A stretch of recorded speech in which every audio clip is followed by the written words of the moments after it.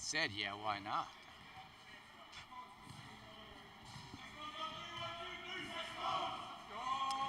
And we welcome you into the Pure Sports Center here in San Bernardino, California for match number 3 on opening day of the 2022 National Volleyball Association season. And it'll be a good one between two teams that were very much in the thick of things last year for the NVA title.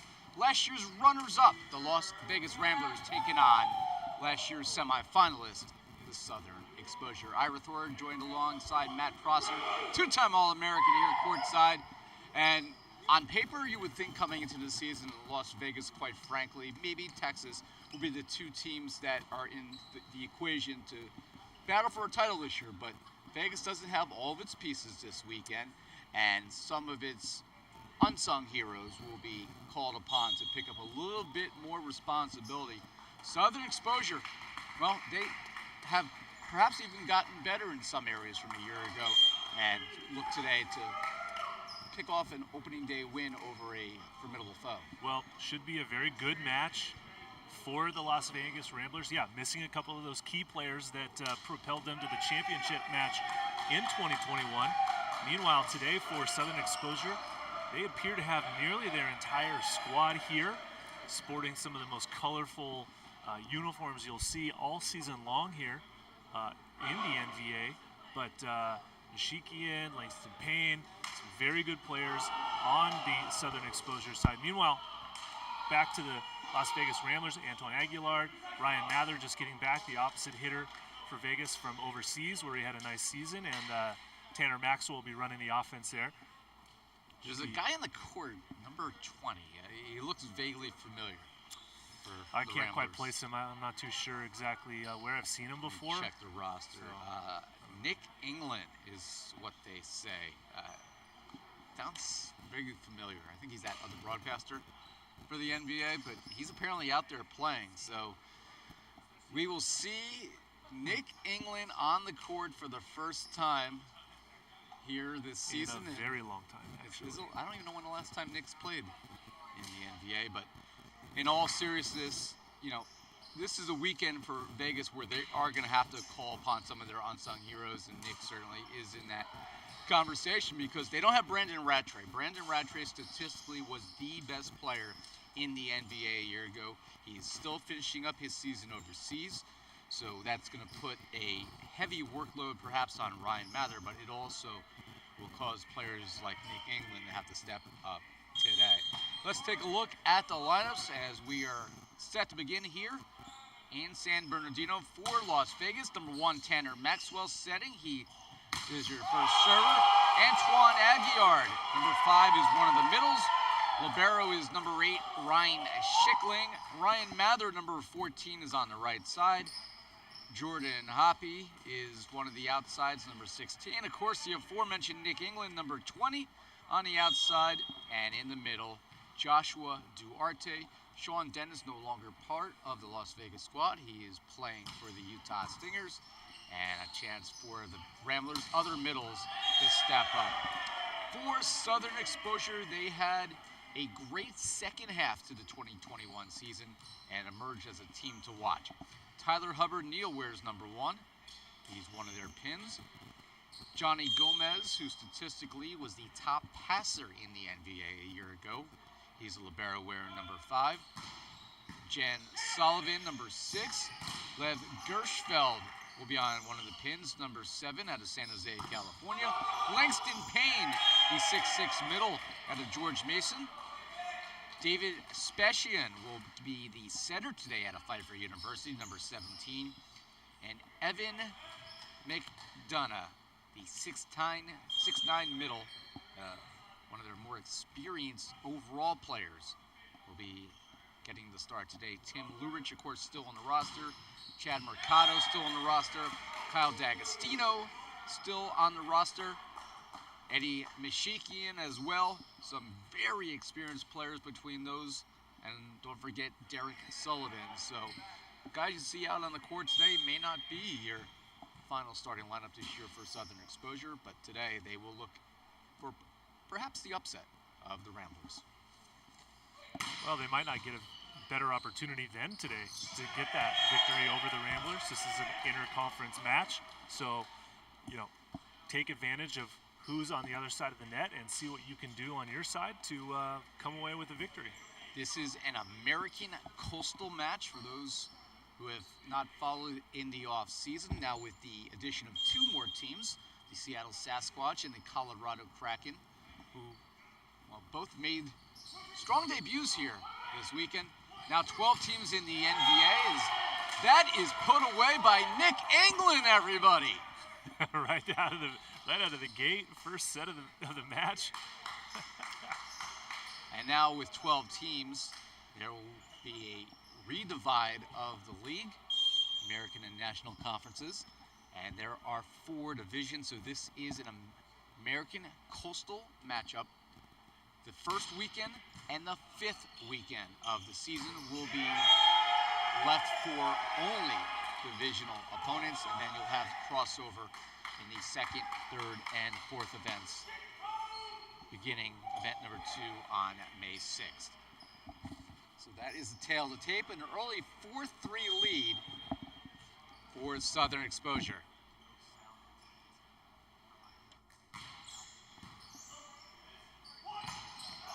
And that's too long on the attack by Aguiard. Referee for this one is Tony Chen. Alvin Otley is our referee number 2. Justin Baker, Dennis Bencicini are the line judges.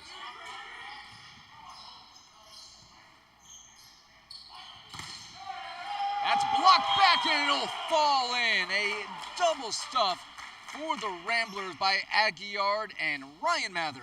So far, block and defense for the Ramblers has been on point. That's their 2nd straight block of this first set. Ryan Mather there involved in both of them. 6'8", opposite hitter from Redondo Beach, California.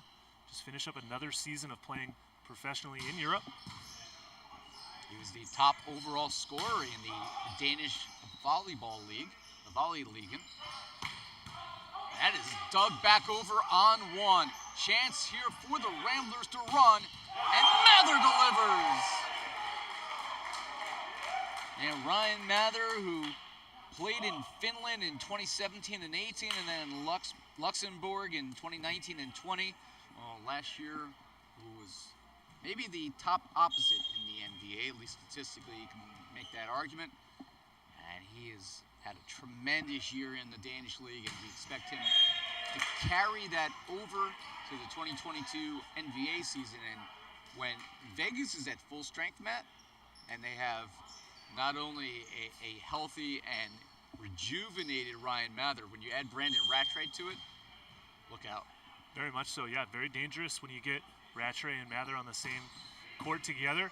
Opposite sides of the pins hitting, obviously, but the rhythm throughout the season will definitely help this squad out when they're at full strength. Mather sends that one wide, so Tyler Hubbard-Neal will continue to serve, the Battle Creek, Michigan native. Turned 26 years old back in February. England with the pass, free ball opportunity.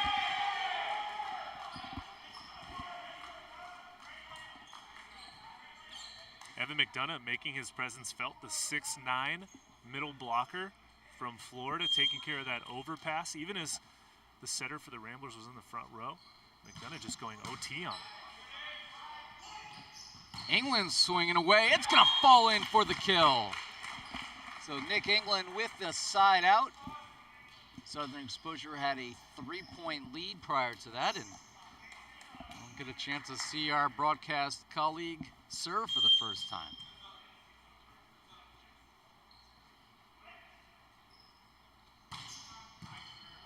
Nick's got game, folks. And that is wide. So an attack error for Southern Exposure. And Nick will look to even this first set. This is the third of 4 matches here on opening day. Last year we played 5 matches a day for those just tuning in. This year you will play 2 of the 3 days on the weekend.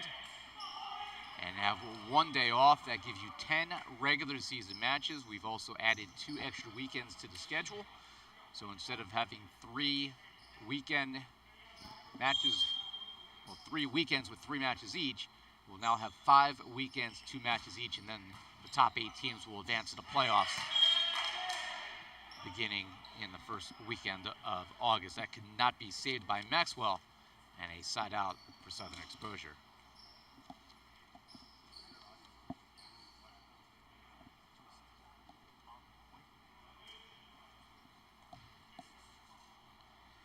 So here is Evan McDonough, 6'9" middle, played for the FAU club team during his college days. Free ball chance. Oh, and they send it over. A mistake there by Vegas as Hoppy wasn't able to control it, and a free ball, Southern Exposure.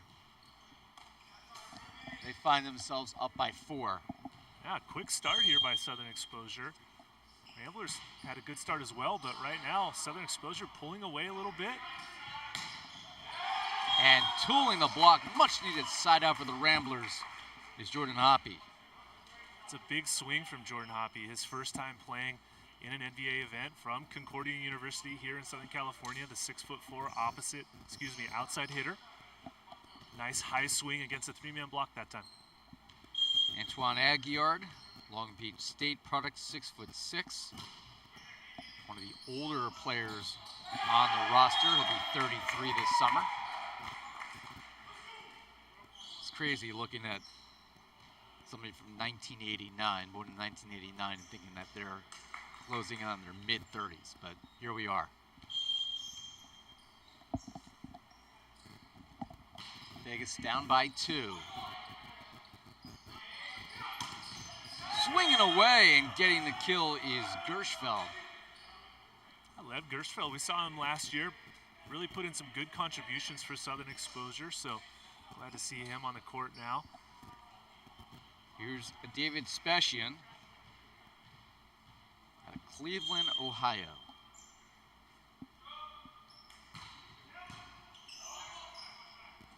Maxwell goes outside, and that roll is run down by Gomez and then dumped over. And this one comes into our table, tooling.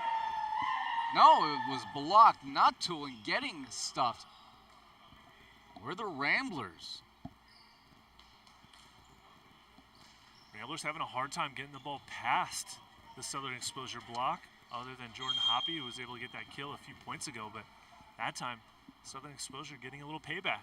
Having Langston Payne up there in the middle, a very athletic 6'6" middle. He's one of the smaller, high-octane blocking middles in the league, but his athleticism absolutely makes up for it. Had a tremendous career out of George Mason. He's out of Piscataway, New Jersey, which is the city that Rutgers University is located in. Here's Maxwell to serve. Tough pass there by Gomez, and sets up Langston to drop the Payne. That pass up to the top of the tape, keeping Southern Exposure in system. We've been talking about all day, Ira. When you're in system offensively, you can go quick, you can go back row attack quick, or the Bic. Fast sets to the pins, overload the Rambler block and defense as much as possible. Another serve here from Gershfeld. England with the pass, swinging away, but waiting for that was Specian after the attack by Hoppy. Maxwell goes back to Hoppy, and that will fall in. A useful spot for Jordan Hoppy. You said it, Ira, very useful. Showing some range. You don't have to hit the ball as hard as you can every single time, although it is commonly utilized. You still have to be able to tip the ball over the block and down for a point. Again, both these teams, they are still somewhat short-handed. Kyle D'Agostino, who him and Johnny Gomez team for by far the best 1-2 libero punch in the NVA. They don't have D'Agostino. He's still playing overseas. Actually, take that back. He's playing for the USA team right now internationally. Derek Sullivan is currently coaching Afoa is still overseas playing. Tim Lurich is overseas still playing. So that is, unfortunately, just the way the schedule works. There is a slight overlap between the end of the international schedule and the start of the NVA season. Yeah, there is. It is unfortunate. However, it's just sort of the way that it goes. All those European leagues are in their final sort of semifinals, typically, of their national respective professional leagues. And those players that are still there, they have responsibilities over there. So they'll be here as soon as they can. And if they were able to save that one, if they were not good enough to be stars overseas, they obviously wouldn't be the guys that you call upon as the marquee faces here in the NVA. So the fact that they're still playing overseas backs up just how important they are to the NVA. Well, important and also talented. And talented, of course. On all regards as well. So. Basically, if you're still playing, you're pretty special. Here is Joshua Duarte, 6'6". They go to Nick, little trickery, and Gomez. Actually, I take that back, that was Gershfeld who laid out to try to get a hand on it. Yeah, who knew that Nick Engel had so much range on the outside over there?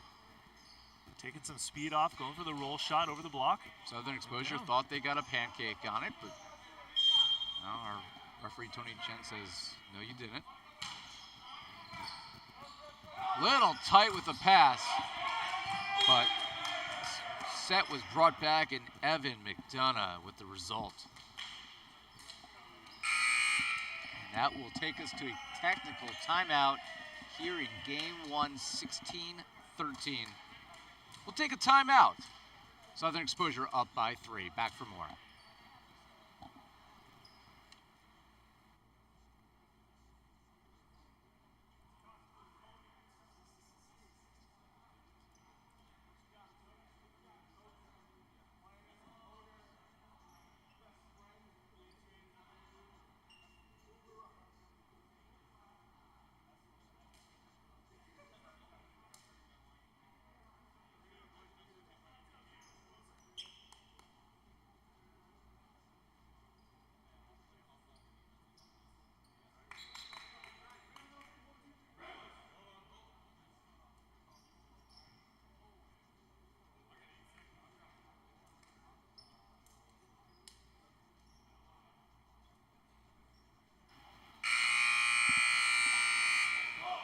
Back here courtside, 16-13 Southern Exposures on top of the Vegas Ramblers. And so far Southern Exposures come out and played a pretty clean volleyball. Obviously having Johnny Gomez as your floor general certainly helps. Well, the passing of Southern Exposure has been on point. They've been able to run quick, especially to their 6'9" middle attacker, Evan Mcdonough, throughout this set so far.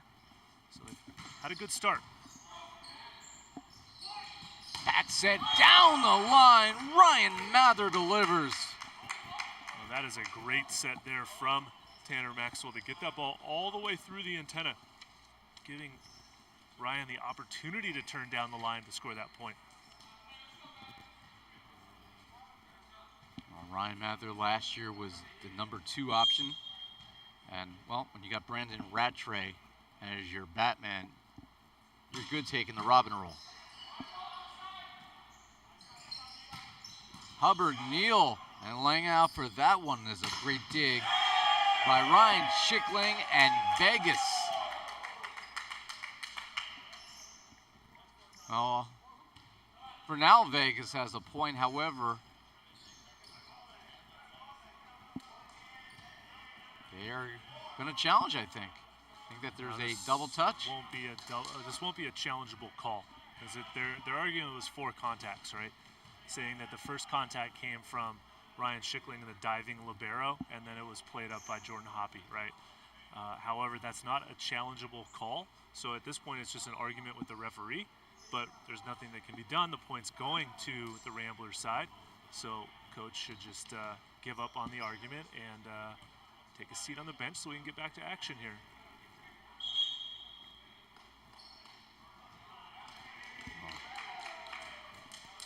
Coach Tony Glessner for Southern Exposure questioning the call.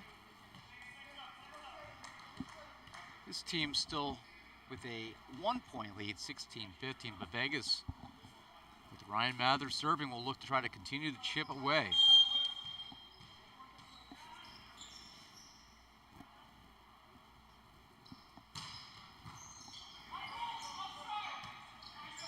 Tyler Hubbard-Neal, another good pass there by Schickling, and a blocking error allows Ryan Mather to put away another kill.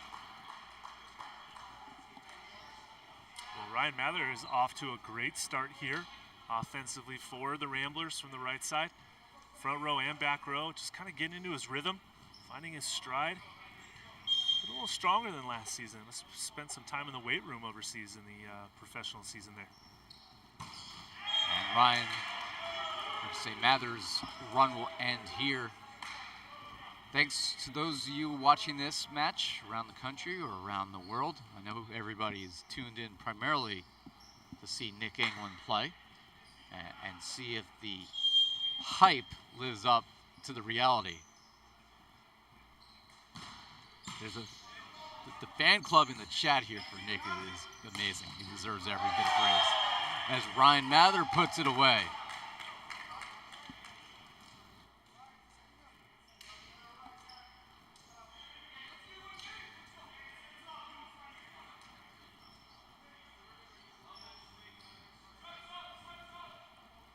So Nick England will serve.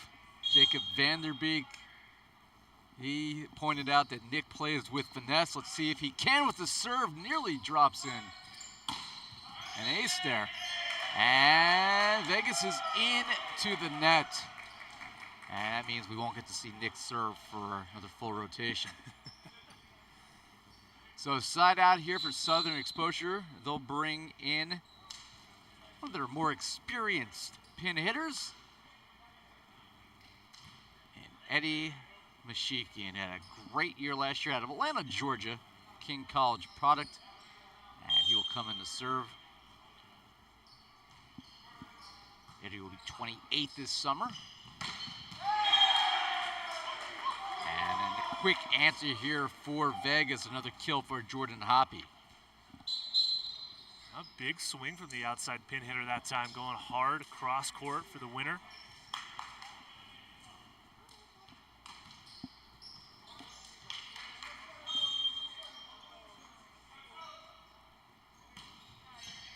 Vegas with the serve. England laying out and nearly running it down, but not able to get there was Aguiar, and another kill for Southern Exposure. This time it was Sullivan. I see the fans also admiring Nick's stylish arm sleeve. Just on the right arm though, not both. Well, Langdon Liebler, who was in the chat, says that's probably the secret to his enduring youthfulness. And you know, I guess you and I, who are now in our golden years, have to pick up an arm sleeve. Got to regain some youthfulness. Big pass there by Specian.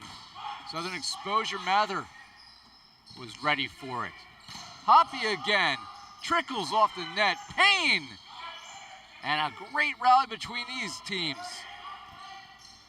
A deep poke, but it's Sullivan waiting. And ultimately, it finally falls in. Best rally of the match so far, Ira. Good back and forth there. Ryan Mather playing some defense. Southern Exposure even going over on two. But probably a good call here from the Rambler coaching staff to call a timeout so they can talk it over a little bit. Yeah, the Ramblers still very much alive here in this set, but Southern Exposure just not letting any balls drop. And we saw a moment ago, you know, a useful spot on the outside where Jan Sullivan, he's out of University Sagrado Corazon, and you know, a name that we certainly haven't talked a lot about, but has come in here and done a good job of being an option. Well, really what I'm seeing so far in this match is a battle of outside hitters, right? For Southern Exposure, you said it. Jan doing a great job offensively hitting. Ryan Mather for the Ramblers. Even Nick England is chipping in here or there, offensively speaking, and Jordan Hoppy as well. Right now, Southern Exposure, they've built that 2-point advantage, and they're just kind of hanging on to it, trying to see if they can finish off set number 1 here. Listen, we like to have our fun with Nick England, sometimes a little fun at his expense, but he's come in and done his job and then some. Hasn't really made any mistakes to hurt his team, and I know that he would probably rather be on this side of the table, but when called upon, he can still get the job done. Don't get it wrong. Nick England is a competitor all the way, 100%, right? And although the Ramblers could really use some back row offense, especially when Nick is in the back row, he does a great job, and he's very competitive. You can see he's excited to be on the floor and wearing that jersey. And, of course, without Brandon Rattray out there, somebody has to have the beard to represent, and today it's Nick. His team, however, down by 1, and now 2. A big kill down the line by Gershfeld. A huge swing down the line by Gershfeld. We didn't see Gershfeld a lot last season. He playing through some injuries. Not very consistent, missed an event here and there, but looking fresh and fit. Still in his prime, only 32, 33 years old. I was going to say, it must be the uniforms. I mean, in all honesty, these are the best uniforms in the league. And that one won't be returned, put away there down the line by Hoppy. Who cannot watch this match and just fall in love with Southern Exposure's uniforms? I'm going to have one our own, maybe a personalized one for the broadcast team. Can we get that? Can we make that happen? I know a guy. Unfortunately, he's on the court right now. Ooh, we just had the voice of God just rang through our headsets and said, just say the word. So event number 2, Matt and I will be calling Southern Exposure matches in pink and sky blue. Floral. Oh! Pain felt by everybody. Langston getting rewarded to do the extra work to be up in offense, in transition, and available. Setter feeds him that one, and Langston absolutely hammers that ball to the floor. And that's crucial right now because Southern Exposure cannot allow Vegas to try to chip back in this match. It's now a 2-point lead. Vegas found themselves, I think the largest hole was 4. And as coming onto the court now, here's Jacob Ciesla. And he will look to serve tough and keep Southern Exposure going. And that's a tough serve that will carry Vegas off the court, and the poke by England is short. And Southern Exposure in game 1 has a 3-point lead. Ciesla came in and did his job, Matt.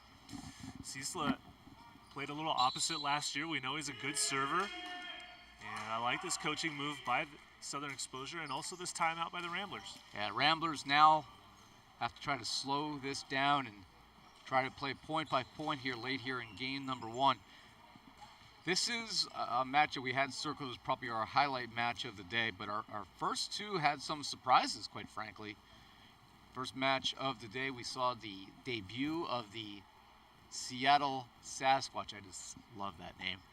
As they took on our defending champions, the OC Stunners. On paper, you would think OC would win it in 3, even if they are a little shorthanded right now. Sasquatch came to play and nearly forced a 5th set. They did, yeah. It came out a little flat in game number 1, but really put up a good fight.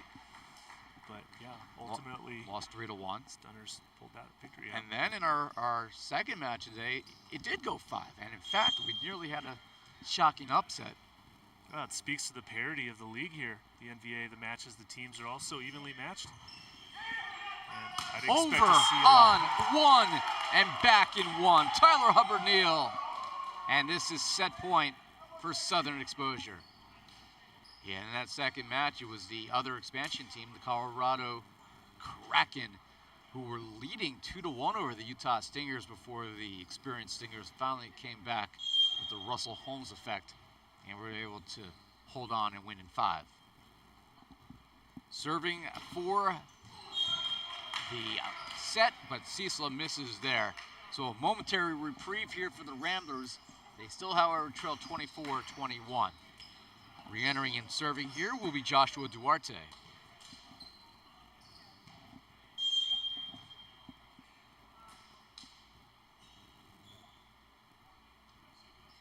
Deep breath from Duarte.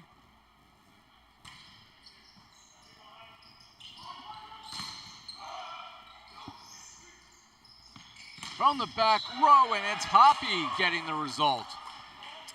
Wow, credit to the blocker, Nick England right there, getting a good touch to slow down that attack from Southern Exposure, and then Jordan Hoppy flying out of the back row in the big attack in transition.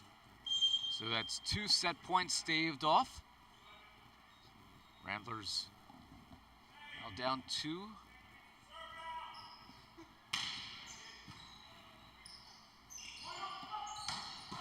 And that one will end it as the right side attack from Jan Sullivan allows the Southern Exposure to take first blood. Game 1 goes to the men who wear pink and blue. And game 2 will come up next here, live from the Pierce Sports Center. Come back for more.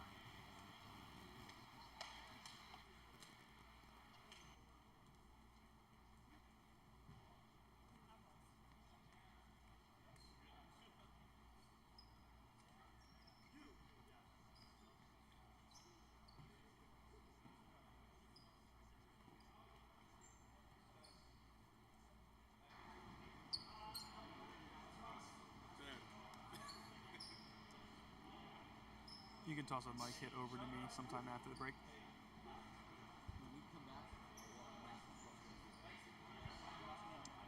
Yeah, I got that.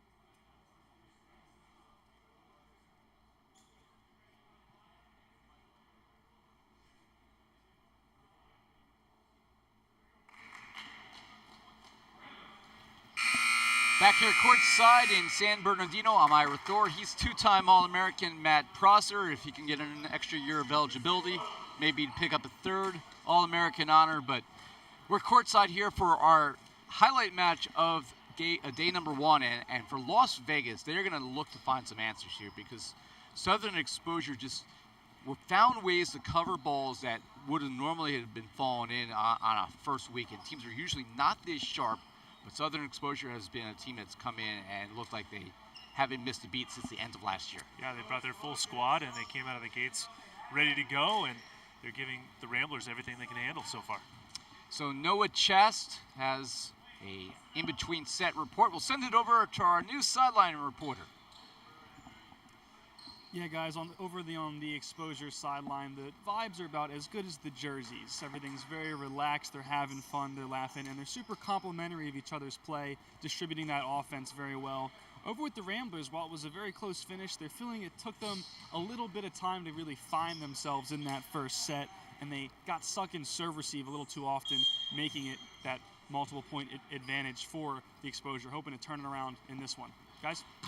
Well, back here for game number 2, Southern Exposure with the first serve, but it's Vegas that strikes first. It is a little warm here inside the Pierce Sports Center. It was 102 degrees yesterday. It's right around 100 today. The air conditioning is not on because, well, quite frankly, it's not typically this hot at this time of year in Southern California in the Inland Empire, but well, it's a little toasty. It's not, it's not super hot, but it's like paprika, right? It's that mild heat for this part of the country, and without air conditioning, you start feeling the sweat earlier. And I wonder, as this match goes on, if that will, cause these guys to then, be drenched in games 2 and 3, which is something you typically would not see this time of the year, and it does obviously impact their mobility out there on the court. Well, so far, Southern Exposure, playing with some fire. Getting some nice block and defense moves going against Mather on that one. So far, Southern Exposure carrying over the momentum from set number 1 here in set number 2. I'm glad that you can find joy in my Howard-induced analogies as we are underway here. Again, it is quite warm. I was at the Angels game opening day in Anaheim yesterday, and man, just by chance I decided to pack a pair of shorts thinking it would just, be in the 80s, we'll be inside the whole time. Who needed it? It was a scorcher yesterday.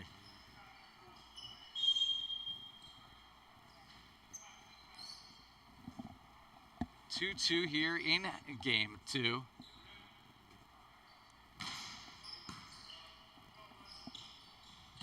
Hubbard-Neal finds the spot. Tyler Hubbard-Neal, who in game number 1 had just 1 kill, certainly needs to be more of a focus of our offense.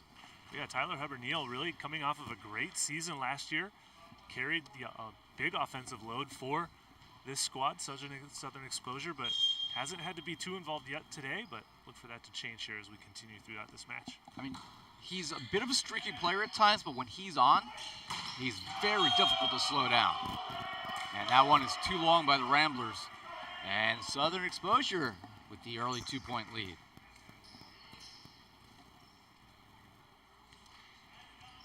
Last year, Johnny Gomez for Exposure was the most efficient passer in the league, but Tim Lurich was the best blocker. So not having him out there, I was concerned how Southern Exposure would be able to slow down the Ryan Mathers of the world. But so far, Langston Payne and company have done an admirable job.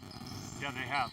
Evan Mcdonough, the 6'9" middle blocker for Southern Exposure, is showing he's got another year of experience under his belt. He's been working hard in the offseason, working on his blocking and getting that timing and his hand position down better. He put up some impressive numbers during his first season in 2021. His hitting percentage is ranked 4th in the league at 52%, and certainly a player who's got the size and now some experience to maybe have a breakout season in 2022. He had never been coached in volleyball before joining the NVA and Southern Exposure. He had pretty much just been a club player without true coaching. It just goes to show that there's a lot of unfounded talent still out there in this country, and that's why there is such a room still for professional volleyball clubs in this nation. They go to Tyler Hubbard-Neal, and again, he finds a way to snake it through. Yeah, and that's what you expect from Tyler Hubbard-Neal. He is a little bit undersized as an outside hitter, but very explosive, attacks the ball at a high point, and is able to kind of rattle that ball through the block and score this point. Hubbard-Neal to serve. Free ball opportunity. Put it in the column. A kill for Southern Exposure, Lev Gershfield. He had 4 kills in 5 swings in game number 1. Add another. Well, the Ramblers better be careful, or they're going to find themselves in a bit of a hole here in set number 2 after losing set 1. Reach out and stuff someone. Shut down in monster style by Evan Mcdonough. What a block from Mcdonough right there against the much more experienced Antoine Aguilar. Mcdonough with a nice read, gets his hands over the net and shuts it down. And the Ramblers, down 8-4, have to call themselves a very quick timeout. And this is also our technical timeout for game number 2. I'm Ira Thor, he's Matt Prosser, and for Las Vegas, obviously you have more margin for error this year because of the fact that the season is spread out over 5 regular season events. This is typical at this time of the year when the first event happens, that teams are missing pieces, so we do expect them to be a very different looking team when we come back for our second event on May 6th, 7th, and 8th. That'll be Mother's Day weekend. Take your moms on the plane with you. Come out here to SoCal and enjoy some NVA volleyball. Our third event will be Memorial Day weekend, May 28th, 29th, and 30th. Our fourth event will be Father's Day weekend, June 17th, 18th, and 19th.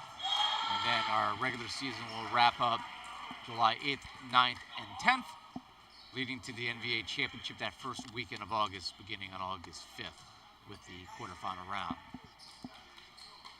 And again, it's important to note that this event and then that final event, July 8th, 9th, and 10th, will be all divisional matches.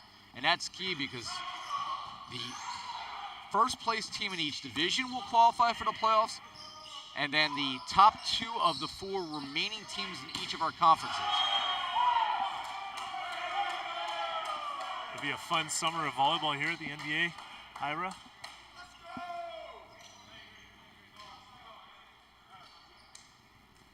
I always look for something fun to do when I make these cross-country flights from Jersey to Southern California, but I've seen every baseball team out here now.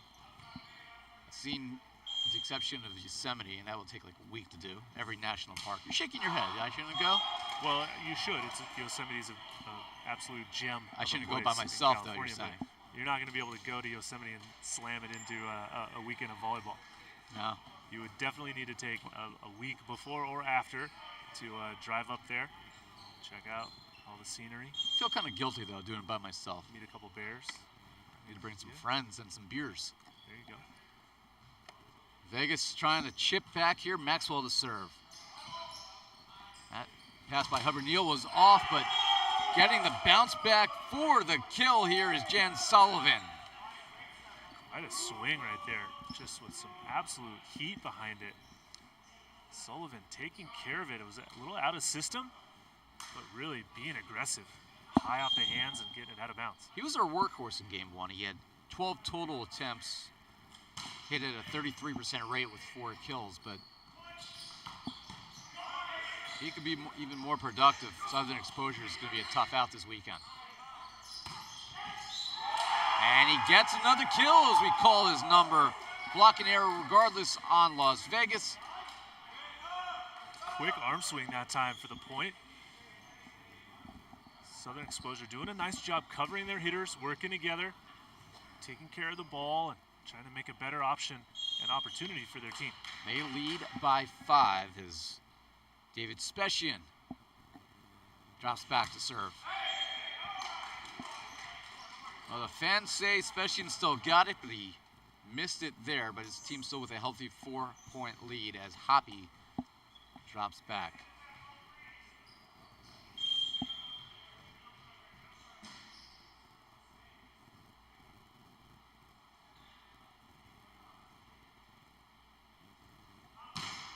Too long.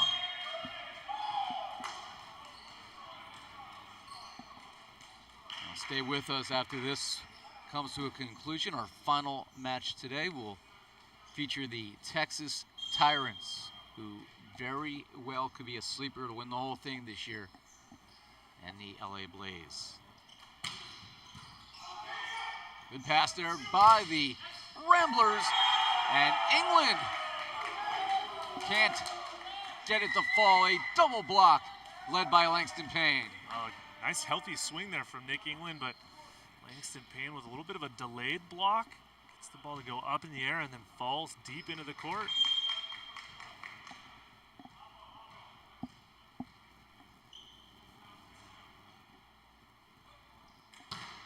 And that one sails off into the desert.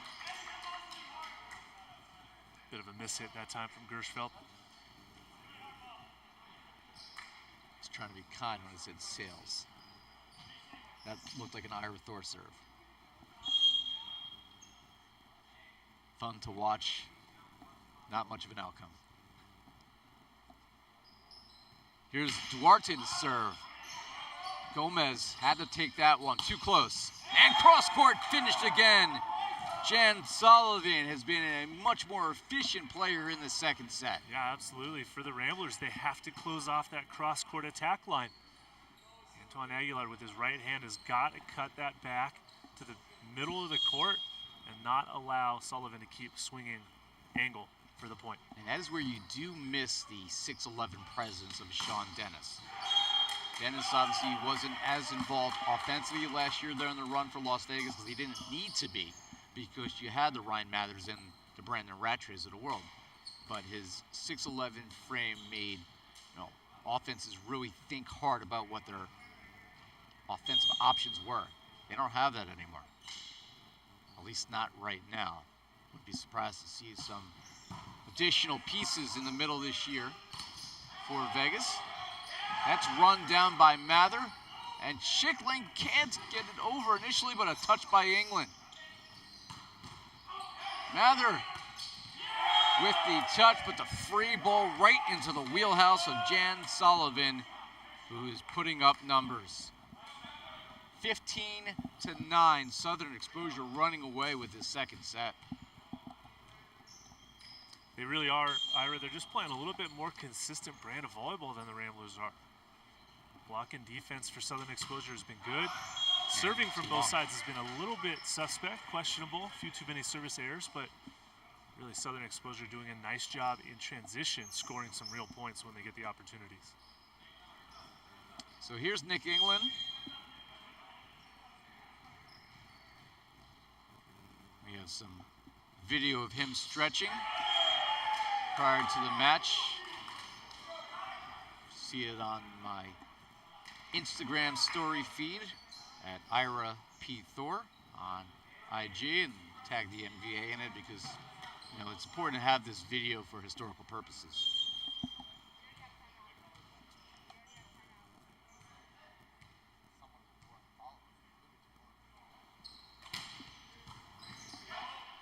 Hubbard Neal with the serve, and a cross-court smash by Hoppy.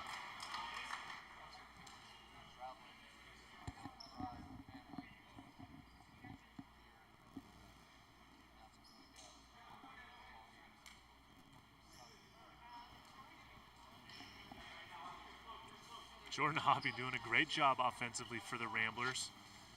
Staying consistent, very explosive player, really flying nicely in the front row, attacking the ball at a good high point. Deep float by Aguiar. And Tenna, an attack error on Gershfeld.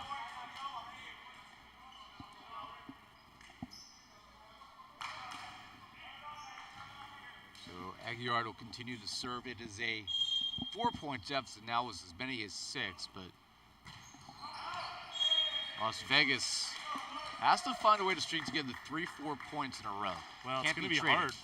It's going to be hard for them when they keep missing as many serves as they are. They're really struggling to keep the ball in play and let their block and defense score a couple of points, not giving themselves that opportunity yet. Good pass by England. Hoppy with the swing and is able to stick it through the block. Not an easy task either with Langston Payne and David Spashian up there. So side out for Tenor Maxwell, the Grand Canyon University product. Grand Canyon, by the way, talk about coming onto the scene. They've only been in a Division I program for less than a decade and already have a top 10, consistently top 10 program in the NVA, AVCA national poll. Very, very good program out there in Arizona? Oh, credit to head coach Matt Worley and the program that he's developing there, and also to Grand Canyon University themselves for fielding a men's volleyball program in Arizona. The only one in Arizona when you have schools like Arizona State and University of Arizona and athletic departments like they have. So credit to Grand Canyon for being able to have a men's volleyball program. Yeah, certainly nice to see the growth in spots outside just the West Coast and the East Coast, as that is put away on the over ball, Gershfeld. So here will be David Spechian to serve. Obviously still a big growth of the sport collegiately in the Midwest, but it hasn't been as quick at the Division I level. It's been more the D3 and AIA levels. Some great volleyball programs in Division III in the Midwest. And Carthage and Dominican and Aurora and some of the other programs out there. Of course, you got Lewis and Loyola in Chicago, who are always perennially in the Division I national ball. Substitution now in the court for the Ramblers is Colby Elder at setter. He's got hands, and your server will be Jordan Hoppy.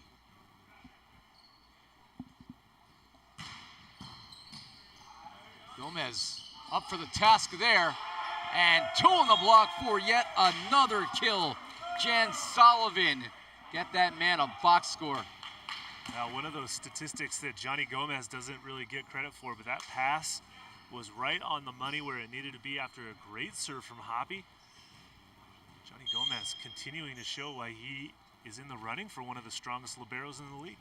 So I call Johnny Gomez's matches twice a year when he played at George Mason with Langston Payne, by the way, who was his college teammate, as Nick England gets another kill. And I thought the world of Gomez's defense back then as I was announcing matches in New Jersey. George Mason, part of the EIVA conference in Division I men's volleyball. So to see him come to this level and have success immediately, not a surprise at all. And he continues to be arguably the top libero all around in the league. Another good pass by Gomez. They go to the right side, and Nick England has a block to put on his highlight reel. He and Aguiar team up as they shut down Sullivan. Nice blocking move that time from Nick England and Aguiar, putting up a good side-by-side double block that time.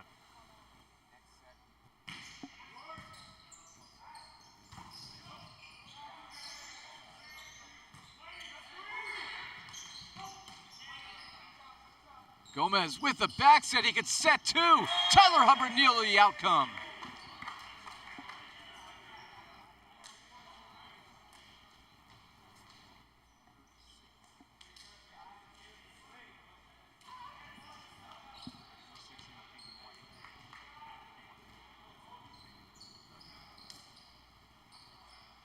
Substitution here. Langston Payne will take a break, and coming in to serve, here's Eddie Mishikian again.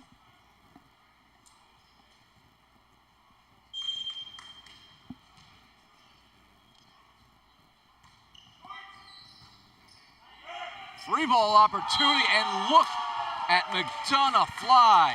McDonough's head was a good 18 inches over the net. That was a big one right there. Southern Exposure 22-16. Substitution here for the Ramblers. They're going to bring in Quinn Peterson, 6'6", product of Juniata College, one of your top Division III programs in the nation in the East Coast, Huntington, Pennsylvania. And Nick England fired up, puts away a kill. Nice to see Nick be able to swing through the block on that one. Back deep in the court. Nice attack line by Mr. England there. That's the 4th kill of the match for Nick. Hasn't had a lot of attempts, as the primary feeds, as you would expect, will be Mather and Hoppy. And that is left short by Peterson.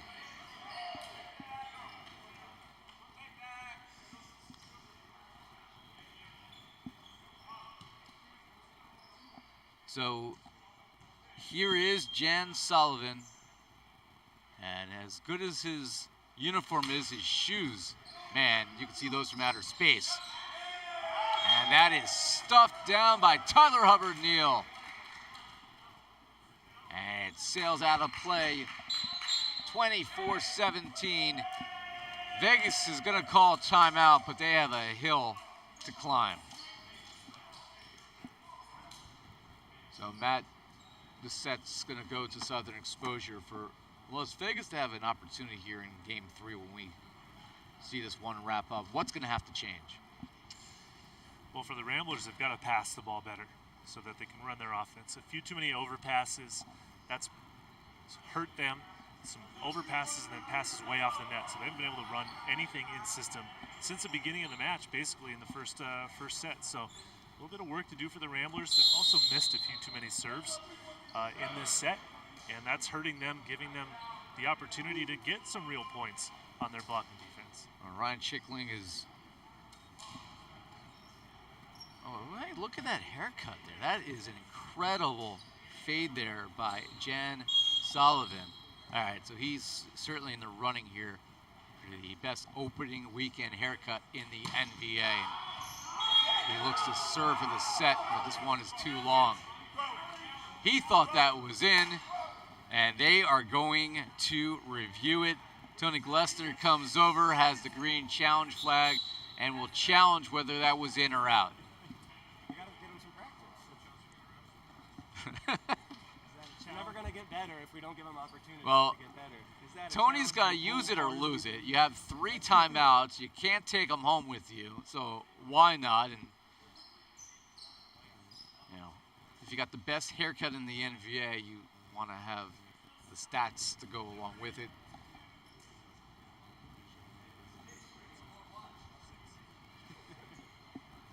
That's the next level, getting the jumbo. Jan Sullivan, his squad looking for a 2-0 lead in this match. And again, this is a Southern Exposure team. Still missing pieces. Tim Lurich will be joining them. Chad Mercado will be joining them. Man, Sullivan's got the entire package, the haircut, the shoes, even got the, what decade is that from, that necklace there? That's some special stuff right there. I was not even going to begin to guess, Ira. They're the shoes. I mean, that's just great work by a camera crew to feed off of the story we're trying to tell here. But I'd like to call that bling, but there's nothing blingy about it. There's no blinging. That's just personality right there coming out. That's some flair. Confidence. Apparently they've seen enough of the shoes and the bling, and they brought it over courtside. Not a lot of bling going on here, but we know a little volleyball, and we like to talk about it. I'm Ira Thor, he's Matt Prosser, and this long review, obviously the review is a great addition to the league this year. There are 5 things you can review. The most obvious was it in or was it out? Yeah, I think there might have actually maybe even been a touch on the opposite hitter back there trying to dodge out of the way. So I'm not sure if we're going to see an in or out or a touch versus no touch challenge here. Possibly touches. Well, they are still reviewing it upstairs. At some point, our goal for some of these future NVA events will be to actually bring, instead of looking at our beautiful midlife faces, to be able to show you what's actually happening on the replay.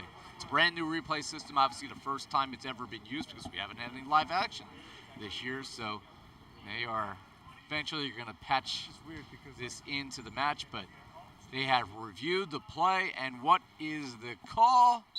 Dun, dun, dun. It is in, indeed, as our crew signifies the end of game number 2.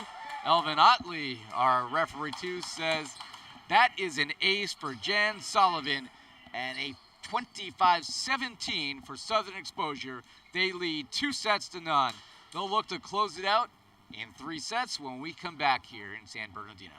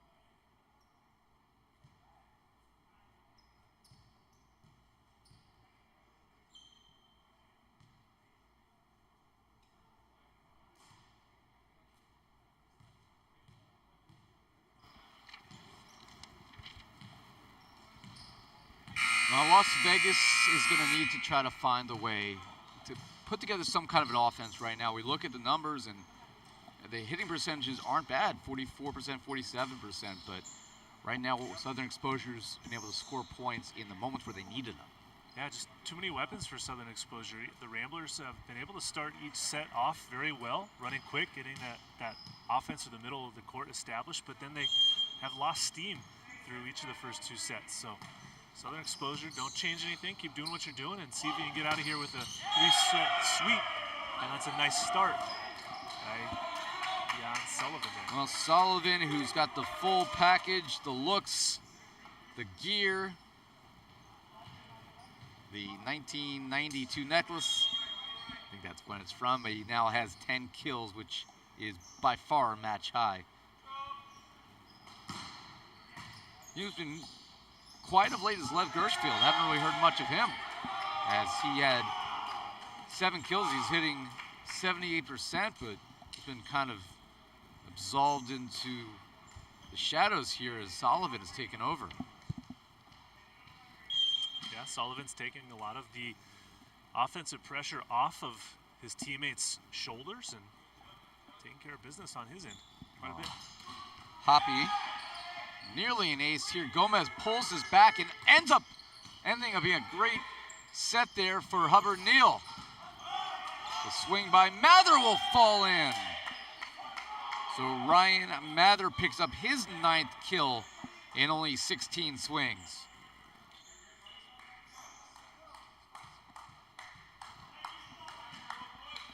Johnny Gomez continuing to just scoop balls with no blockers up. What a performance by the libero for Southern Exposure. And that one will find a way over, falls in, and Southern Exposure ties it at 2. And we should of course mention that, libero today for the Ramblers, Ryan Schickling, typically is an outside hitter for them. He's stepping in and playing libero because Ryan Mcdonough is not available yet. Mcdonough's had a great offseason in the NVA, playing in the Romanian league, where last year he was 4th overall in the NVA in digs and helped them finish 2nd in the NVA championship, but he's overseas made a name for himself in the Romanian league, and certainly one of the better leagues in Southern Europe, and found himself to be a prominent player over there.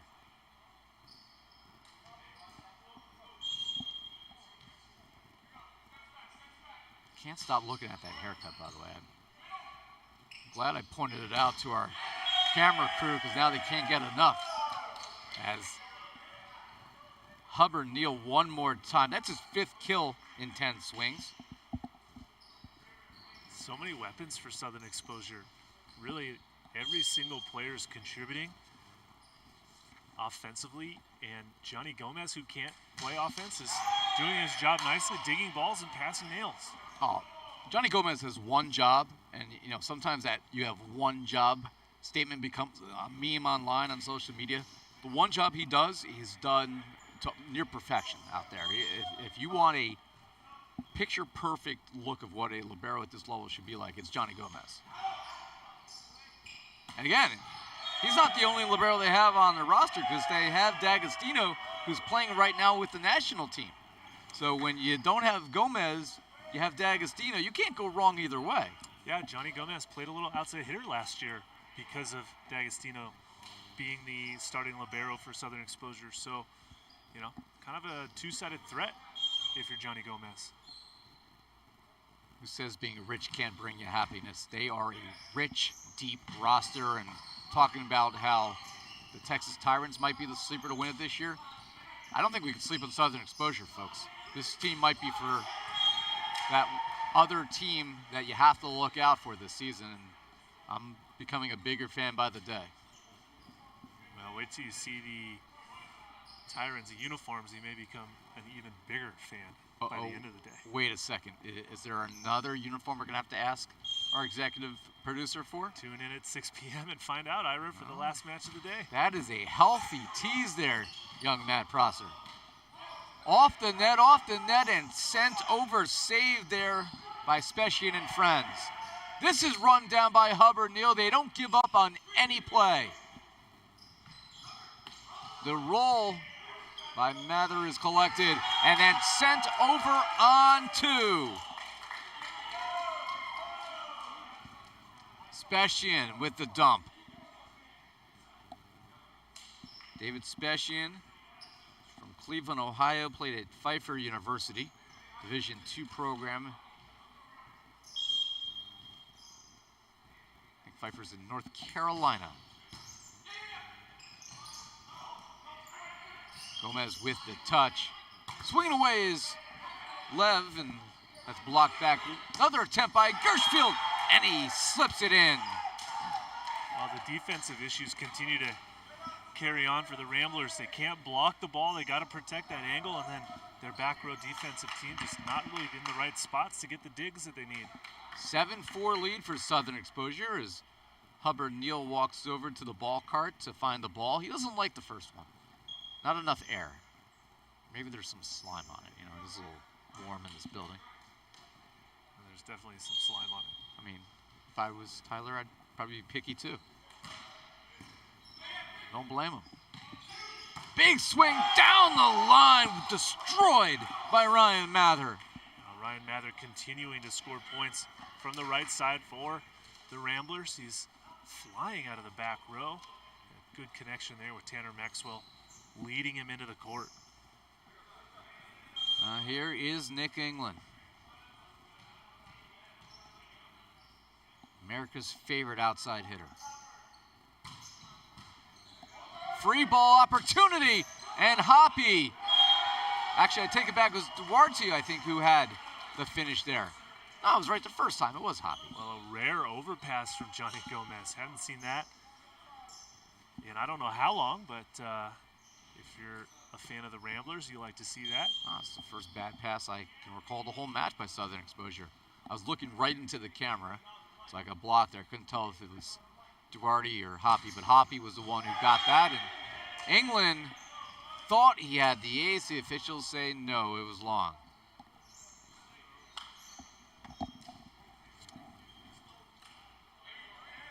And they are looking to challenge it. I have the challenge flag, so I will challenge that on behalf of Nick England and the Las Vegas Ramblers.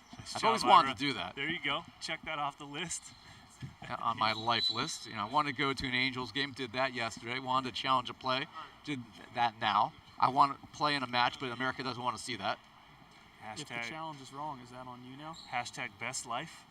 Ira's winning right now. I mean, I've been using the hashtag life list because I don't want to use bucket list anymore. It sounds so final. Bucket list is a little overplayed. Sounds final. Yeah. Got a lot of stuff still to do. Like go to Yosemite. You know where we want to go, and I don't know how to do it? Antarctica. Oh, you can get there. I can get there. It cost me 20 grand. A person. NVA doesn't pay that kind of money. Yeah, snow volleyball is becoming fairly popular. You never know, there might be a 4-man snow volleyball event down in Antarctica. Ladies and gentlemen, coming in 2024, the NVA winter season in Antarctica, the grand prize is survival. They are challenging this play. Las Vegas down 2. That's an important point because this would even at 7-7.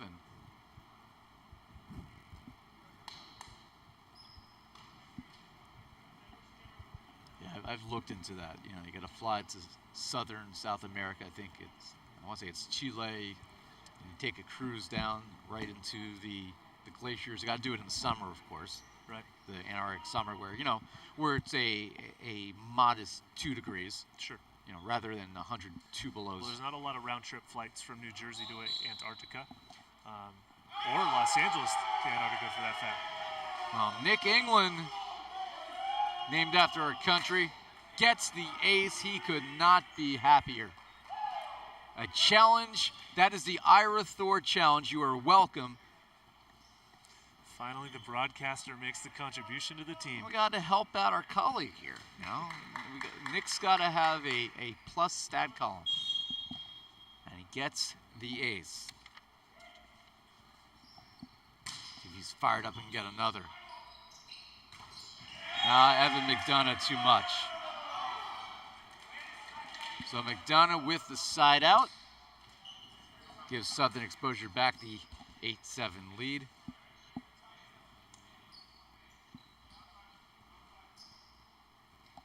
Southern Exposure trying to sweep this. We haven't had a sweep yet this season. Stunners won game 1, or match number 1, I should say, 3-1. The Stingers survived the brand new Colorado Kraken 3-2. Southern Exposure so far have been the dominant team in every facet of this game.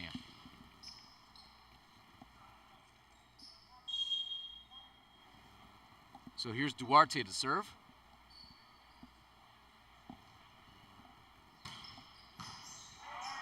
Hubbard Neal with the pass. Down the line, that's could be a big break for Vegas because it stays in play off of the light support. Otherwise, that was going to the back wall. And it won't matter for Southern Exposure. They cannot terminate the play, and Las Vegas with the break. A huge break for Las Vegas. Meanwhile, Gershfeld takes a little bit off. Thought he saw open court.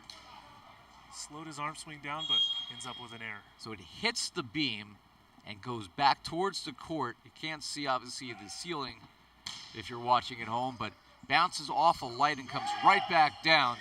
Otherwise, that was going out of this arena, as that is put away by Southern Exposure for the side out. David Specian will now drop back to serve in a 9-9 set.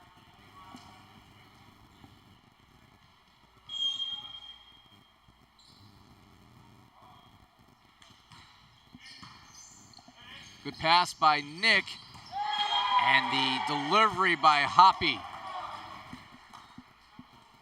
Well, that's a nice 1-2-3 contact for the Ramblers, right? Nick with a great pass. Maxwell puts it right into Hoppy's window, and he delivers for the kill.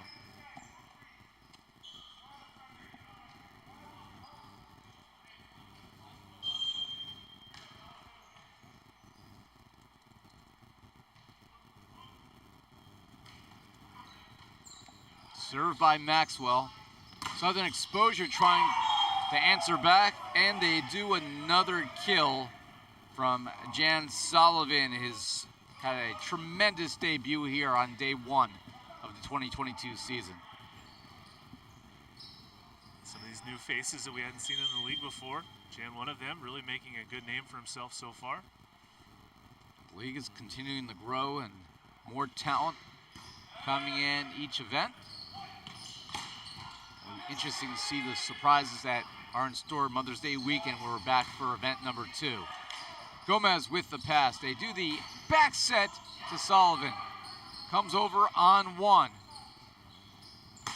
Hubbard Neal gets stuffed. Antoine Aguiar leads that double block. Well, earlier on I had mentioned that Antoine wasn't getting his hands into the angle. That time he does. It results in a nice stuff down for him. So Las Vegas hanging tough here in survival mode in game 3. They now lead 11-10. Here's Hoppy.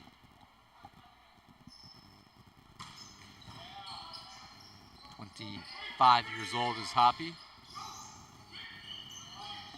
Right side, a little tight, but able to use the block is Ryan Mather.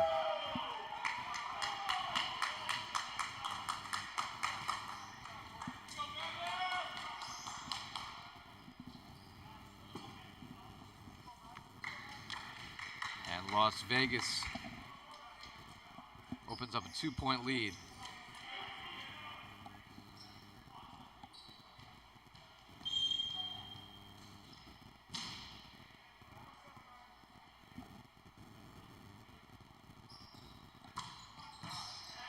Another great pass by Hubbard. Neal, Langston Payne swinging away, and Nick with the tip to keep it alive. Mather lays out England. Oh, what an athletic play from Nick England. And a solo stuff. Reach out and stuff someone. Antoine Aguiar. The effort from the Ramblers side. Wow. Southern Exposure coach just says brush it off and move on to the next play there. You saw the emotion from the Vegas side.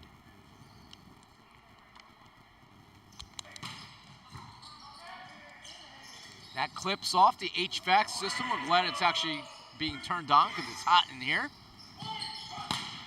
That one stuck through Ryan Mather, who again led the Danish Volley Ligaen as their top scorer. He was at the top at 5.6 points per set.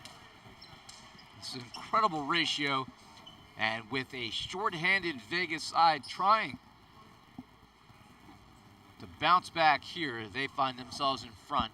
It is 14-10. Southern Exposure is behind by 4. I can take it for a little bit. We're going to send it over to our man on the sideline. Here's Noah. Well, Nick England, full of emotion on that play, as you could see. Even one of the officials telling him to kind of reel it in a little bit. He was screaming and going buck wild. I'll send it back to you guys as we go back.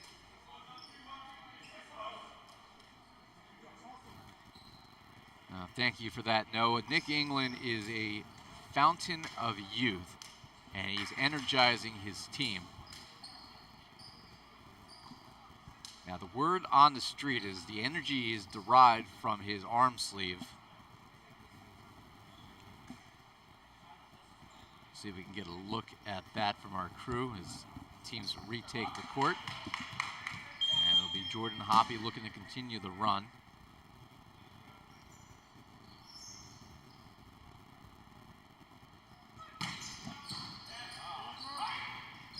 Kane was a little bit late for that one, and Antoine Aguillard again. And there you see the arm sleeve for Nick England. Now, basically what it is just keeping his elbow attached.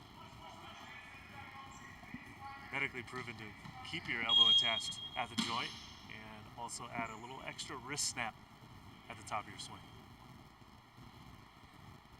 Nick just turned 30 years old in January.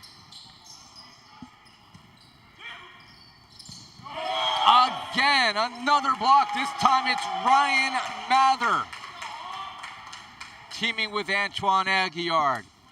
And the lead is 6 for Vegas, who has found themselves. Yeah, the blocking defense has really come on strong here for the Ramblers in set number 3. Whatever they were not doing in the first 2 sets, they figured out how to get it done now. And we had talked about, without Sean Dennis this year, that how are they going to enhance that blocking game, and they've showed how they're going to do it here in this 3rd set. It has to be a complete team buy-in, and that's what they've gotten. That serve is long. It ends the streak. Side out Southern Exposure. They trail 16-11. And here is Jersey's finest, Langston Payne. And towing the block, Ryan Mather gets it done again.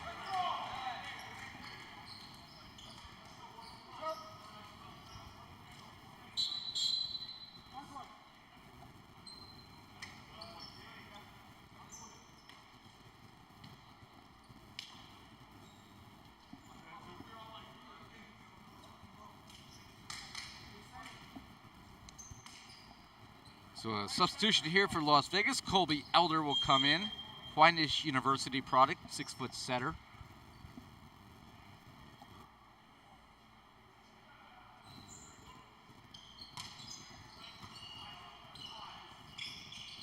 They go to Hubbard again, and unable to save that was Las Vegas. Hubbard Neal with the result.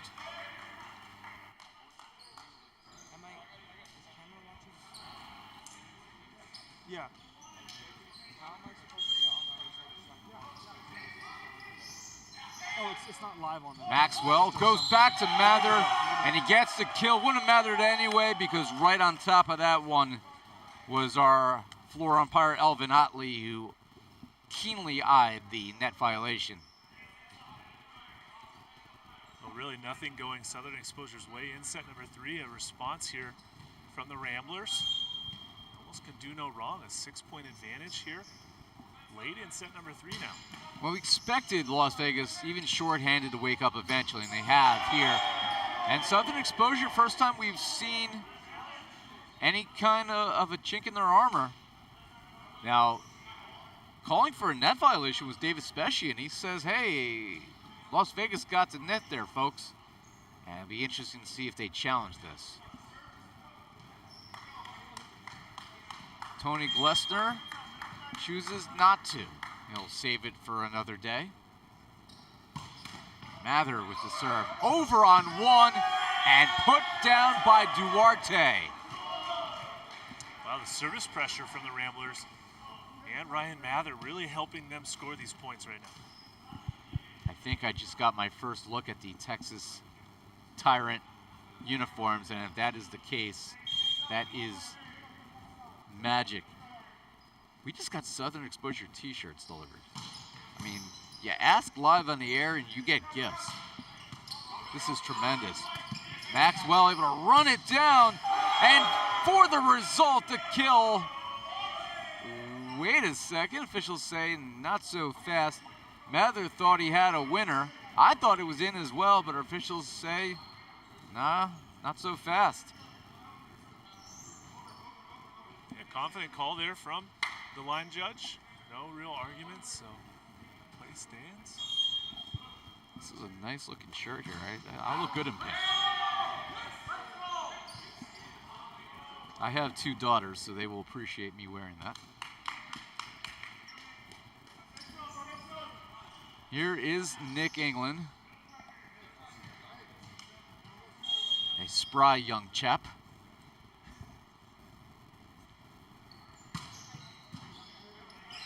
Pass by Gomez. They go down the line with authority. Put away again by Sullivan. Or a correction, Gershfeld. I gave credit to the wrong guy. It's hot in here, Ira. Gotta hydrate, stay invested. Need some eye drops. Evan Mcdonough, who's got his own fan club in our broadcast chat. The roll by Hoppy, diving save there by Mcdonough and sent over. And another kill for Hoppy. We've had some hats now delivered courtside. We got a white one and a pink one. And do you have a preference, my partner? My preference is to see you in the pink one. We'll wear the pink one then. We'll have to come back from our next timeout representing the Tina brought us gear. We'll wear gear for anybody. So, you know, hey, Team Freedom, if you're out there, size large, baby. As that is put away for Southern Exposure. They get the side out, but they still find themselves in a 7-point hole. And we're clearly looking at a 4th set. And unless Southern Exposure has a late run to say otherwise. Here's Specian. Back set to Mather, who does bad things. Ryan Mather had that line in his sights and blew it away. Ryan Mather really showing off his range, how he can hit angle and then just absolutely crush down the line as well. Doing bad things if you're a fan for Southern Exposure, doing great things if you're cheering for the Ramblers. Now somebody had to be the one to take charge after a very lackluster first 2 sets, and I don't think that's unfair to say. The first 2 sets were kind of left me uninspired after what I saw from Las Vegas last year. Even a shorthanded Las Vegas squad, this has been a lot more energy. You know, it's certainly the England factor, but the Ryan Mather offense has delivered and then some. I think you hit it right on the head with the term uninspired after sets 1 and 2. But yeah, you're right. The Ramblers with a good response here in set 3. England able to pass that. They go to Hoppy, the roll shot, but Gomez waiting right for it. From the back row, it will go long. And a kill for Southern Exposure. Good recovery from Aguilar there. Just ran out of real estate as that ball sailed through the inline off the block. So Gershfeld, 23-17. His team in the hole, but they have 2 sets in their pocket.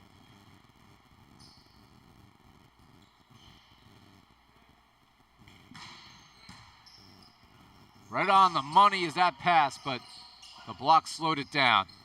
They go down the line. And it is one more time for Tyler Hubbard-Neal. These are the moments of a set that when you're up by 5 like the Ramblers are, they really need to work extra hard to close it out. Don't give Southern Exposure any momentum that they can carry into set number 4 here. Well, Tyler Hubbard-Neal is, at least for the NVA, undersized at 6'2", but man, he's got hops and continues to rack up kills to help lead Southern Exposure today. But there's the difference between 6'2" and the larger players is Hoppy was able to put that over the block one-on-one. Well, one thing to note there is the speed of that set was very fast tempoed. The block for Southern Exposure couldn't line up where they needed to be. Yeah, you don't have the middle able to come over fast enough. And you have that one-on-one attack, that's what you're going to get. As that is missed wide. That was set point number 1. 24-19 now the score. So this will be set point number 2 for Langston Payne.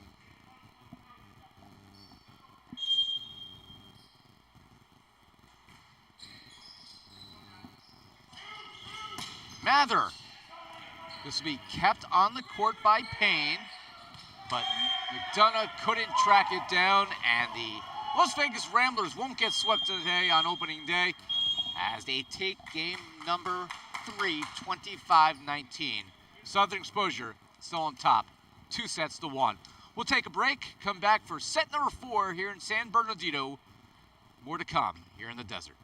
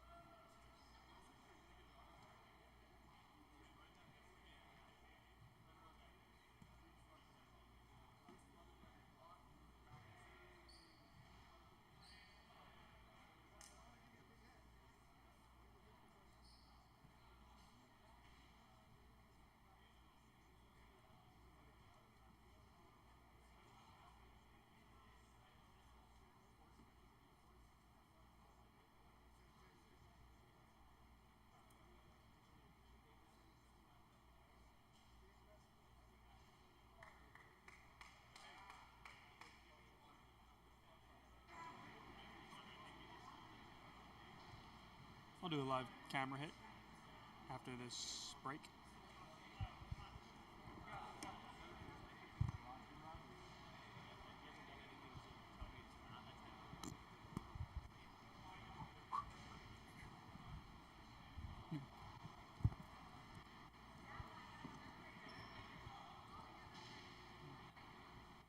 Yeah, I'm good.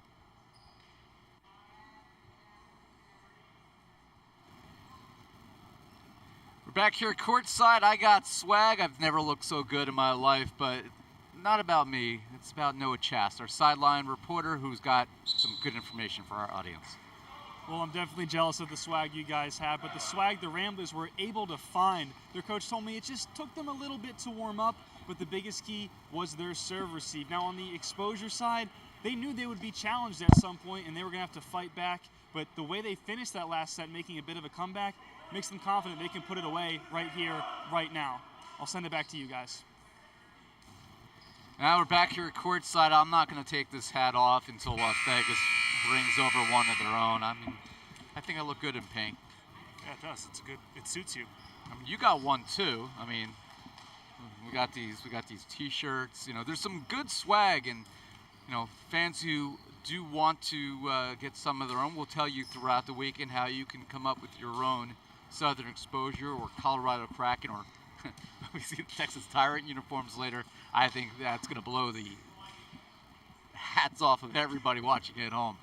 But we'll stay with us this weekend. And, I think Nick England, he's on top of all the good information on where you can find stuff, right? And also support the league at the same time. But we got to wait until Nick gets off the court. And for Nick and team, they get to play another set because they came out very consistent and hit 48% in game number 3. So this is a 4th set here in San Bernardino. Do you know Amira Thor with the swag?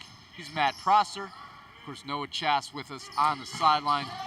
And Ryan Mather and Hoppy and team, the blocking began working, and that was key. But Ryan Mather now, with better passing, has been given opportunities to swing. Yeah, offensively for the Ramblers, Mather really produced a lot throughout set number 3 to force this 4th set and really ran the momentum through that set. So we'll see if it carries over or if Southern Exposure can respond with their own answer. There is an answer there for Southern Exposure. Langston Payne, he played his collegiate volleyball at George Mason. Again, as we mentioned, a teammate of Johnny Gomez there for the Patriots. In Central Virginia, Northern Virginia, maybe depending on how you divide that state. But Jay Hosak, who is the head coach at George Mason, who's done a tremendous job, somebody I always enjoy talking to when I'm prepping for broadcast, has to be really proud of 2 of the better players in recent Patriot history now playing at the next level. As Ryan Mather missed that one wide.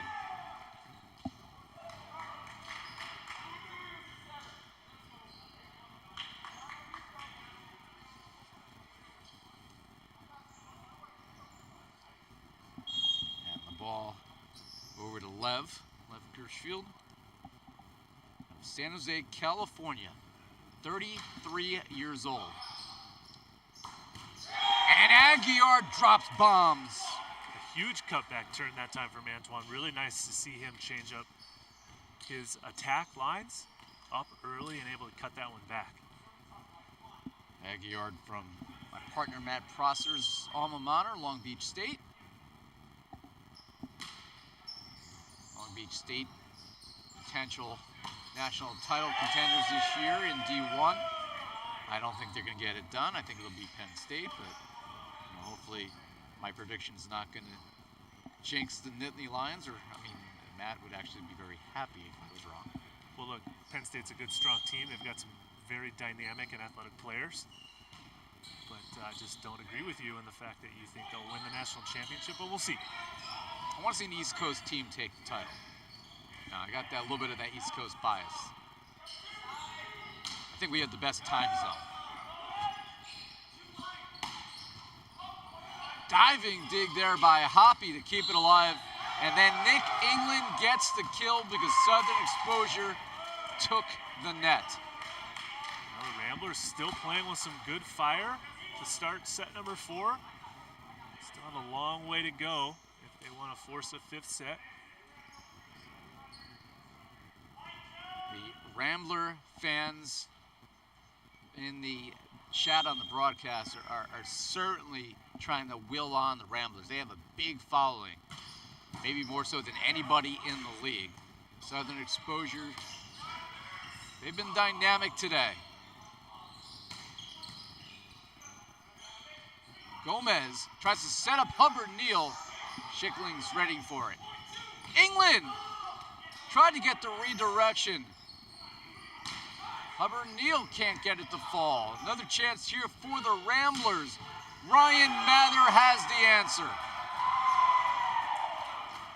For Ryan Mather, that is his 17th kill and counting. A match high for either team.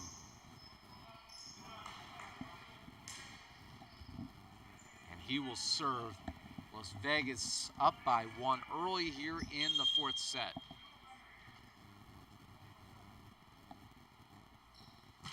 And that's left short.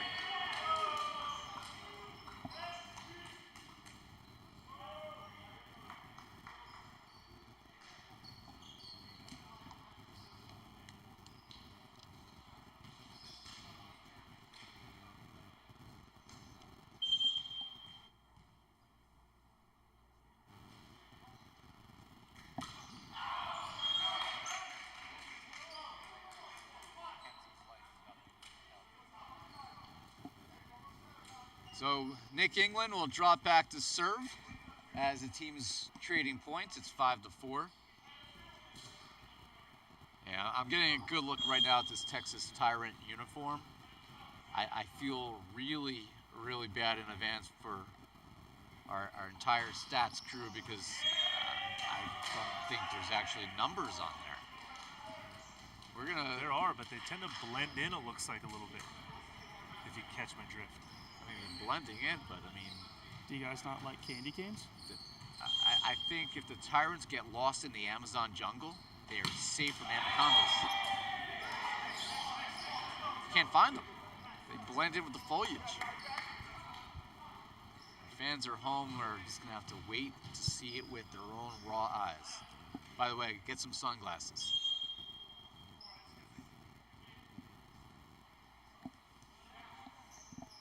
Here is Duarte to serve. In the middle, Evan Mcdonough.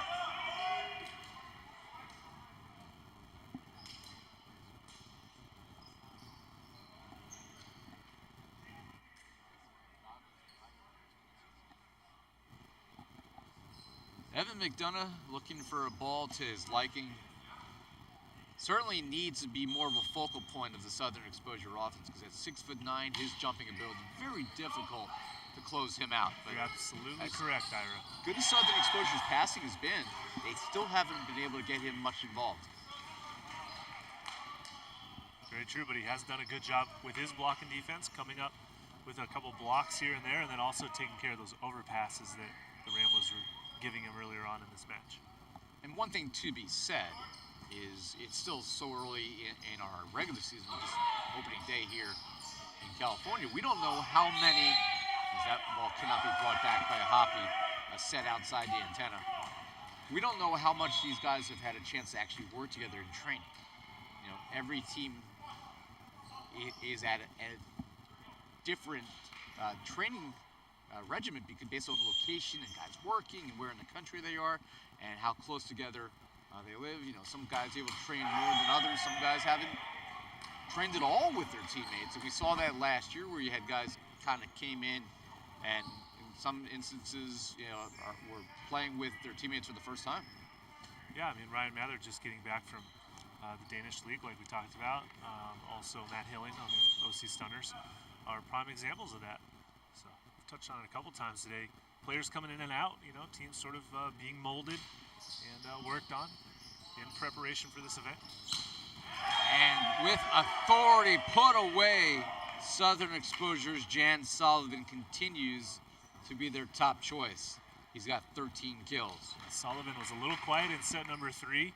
Southern Exposure needs him to keep producing if they want to win this match in 4.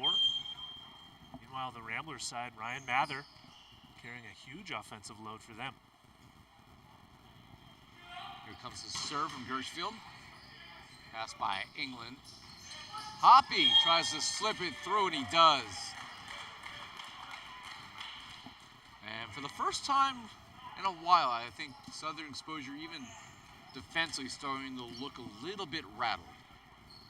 Yeah, maybe rattled and fatigued. I mean, they had all the momentum in games 1 and 2. And since they've lost it, they haven't been able to get it back yet from the Ramblers.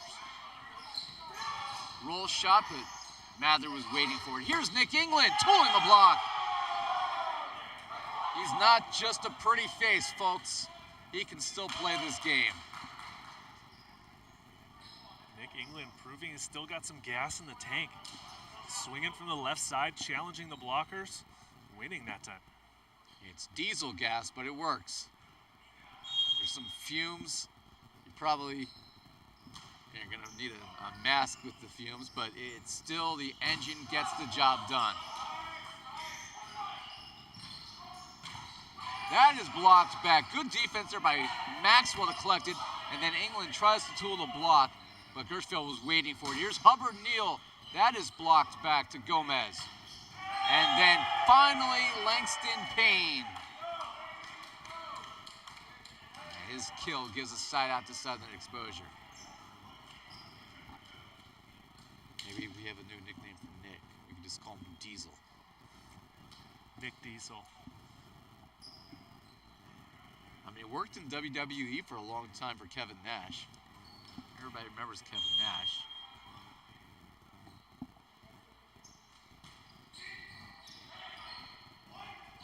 A little late on that one, but Duarte got just the fingertips and was able to find the open spot over the block. Well, right now for the Ramblers, they can really do no wrong. They're getting every break.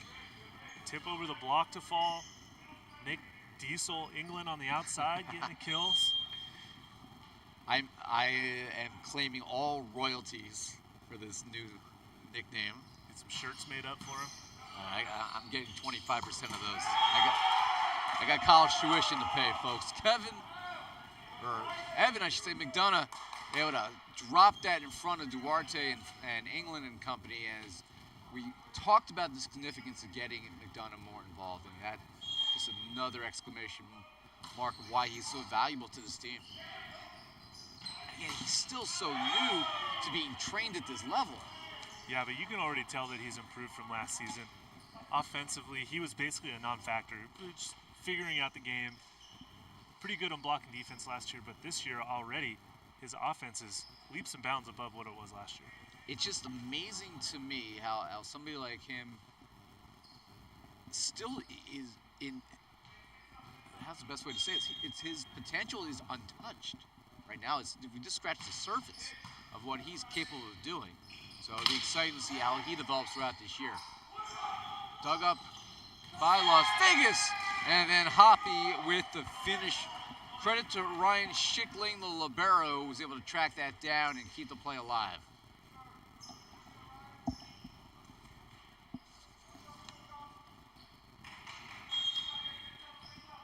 And Mcdonough is only 24 years old, won't be 25 until mid-June. Down the line, Hubbard Neal. Referees are converging. And our head official, Tony Chan, says, you know what, I'm just going to make the call. And I saw that it was in. So Hubbard Neal gets the result. This is absolutely going to be challenged. When you see the officials all kind of look to each other and see, did you see it? No, did I see it? And it was a tough play. Because there was a bit of a screening involved. You know that's going to a replay. Well, it was on the far side of the court from us, Ira, so it'd be hard to tell what exactly was, if the ball was in or out, as you get your shirt correct here. I wasn't ready. I mean, I didn't know it was coming live to us. I had to show off the swag, Southern exposure. I certainly want to keep this point going, but this is exactly what replay was designed for moments like this, where there is some unsurety. And quite frankly, that was in the dark side of the moon right there. You couldn't really see where the ball landed, and this is a chance for replay to get it right. Well, fortunately, when you have 16 cameras set up around the court, there is no dark side of the court for anybody to see, so we'll go to the video challenge system, make sure the call gets correct, and the point goes to the right side. It's the dark side of the moon. This is a place where you cannot run, you cannot hide. There's no secrets that are safe because you have cameras everywhere. And I mean, I feel secure, by the way. I mean, yeah, me too. I mean, there's cameras everywhere, so somebody doesn't like the broadcast, you and I are nice and safe because everything is being recorded. But in all seriousness, for Las Vegas, obviously, we reached a point in the match where now they are trying to build upon what they did in Game 3. The first two sets, they came out and were basically non-factors. And the stats show otherwise, quite frankly, because you look at the attack percentages for the Ramblers, and they hit 44 and 47% in the first two sets, but they didn't look like a good team. And the call is upheld as light comes today, and the point goes to Southern Exposure. But again, statistically, tells a different story, but this is a case where the stats actually do lie, because I thought the Ramblers, they didn't look good in the first two sets. The stats never lie, Ira. What are you talking about? Stats sometimes don't tell the whole story. Skewed? They don't tell the whole story. You can interpret anything you want. You could look at my weight and I'm 190 pounds and say, well, you're still a thin man, and I look in the mirror and say, man, I'm old and fat. So it depends how you interpret the Media stats. guys are the same way. I used to say I'm 6'7". I'm actually 6'6" and 3/4, so just round up.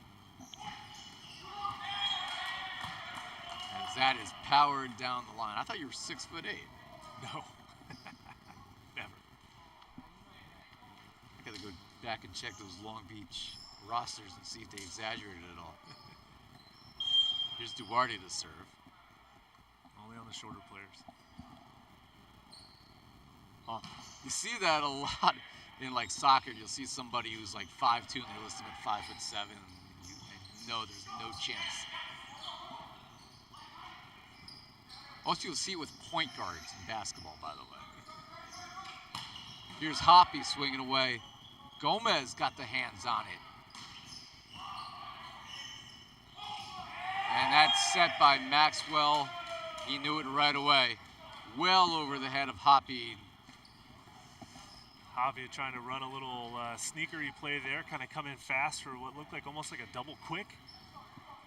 But Tanner Maxwell didn't pick up on that hand signal and sets it to the outside. We'll see how that comes back and potentially hurts Ramblers, because they could have been leading 15-11, rather it's 14-12. Southern Exposure still well within this one. Eddie Mashikian's now in the match. He got that last dig. Oh, and just thunder from Hoppy. Absolute hammering from Hoppy that time. Hard cross court. That's Hoppy's biggest swing of the day. And here is Maxwell. Las Vegas trying for a reverse sweep as they serve here. Lev, that is blocked back. And that is powered away. Another kill for Southern Exposure from the arm of Jan Sullivan. And a side out as David Specian will come over and find a ball to his liking.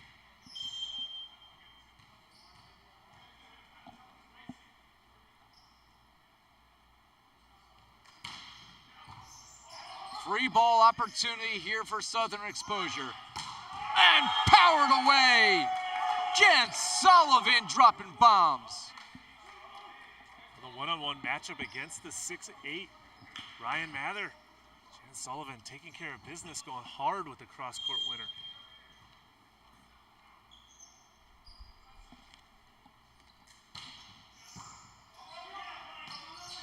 The joust chance there, a little too close to the net, and nothing that Aguiar could do to try to preserve the play. And Southern Exposure has evened it at 15 all.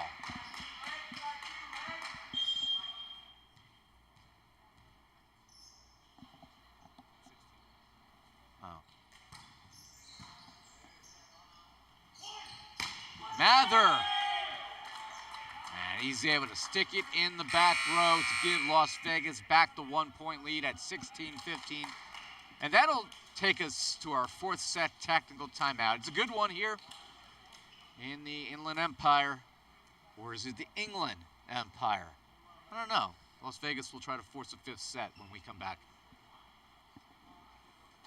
They don't want to go to a break. They want us to talk more about Nick and company. So I guess they're coming courtside to us. We don't have any cool Las Vegas swag to show off, but I think that could be changed by black and gold. I'm okay with it. I would look great in black and gold. You know, I mean, I think it's just a confident looking look. And you know, Las Vegas is a team that, as this season goes on, knows what they have. They have a special group. They have players coming in who we haven't even talked about yet today that are going to be focal points in the league as the year goes on. So for today, for the Ramblers, they're going to get their strongest test probably of the weekend against this Southern Exposure side. If they're able to force a fifth set, I think regardless of the outcome of the match, they would get a point, and they would come out feeling pretty good about what they can do, even if they don't have all their horses in the barn. Yeah, you're absolutely right, Ira. I think that's a great point.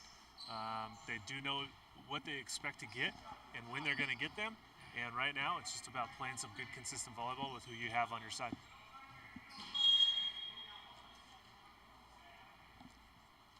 So a 1-point lead. Here is Hoppy to serve. Big serve by Jordan. Payne with the attack. Here's Mather, who's able to tool the block, and the Ramblers get 2 in a row. Ryan Mather continuing to just blast off the high hands of the Southern Exposure block, really showing his vision, right? Instead of trying to go for the clean kill every time, just as effective to go off the blocker's hands and out of bounds.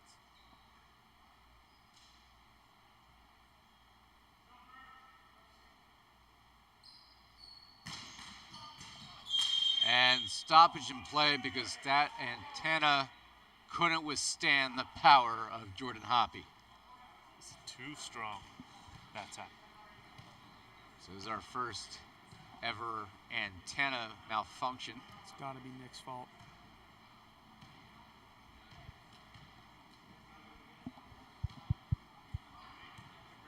As the officiating crew tries to figure out how to make this Las Vegas proof.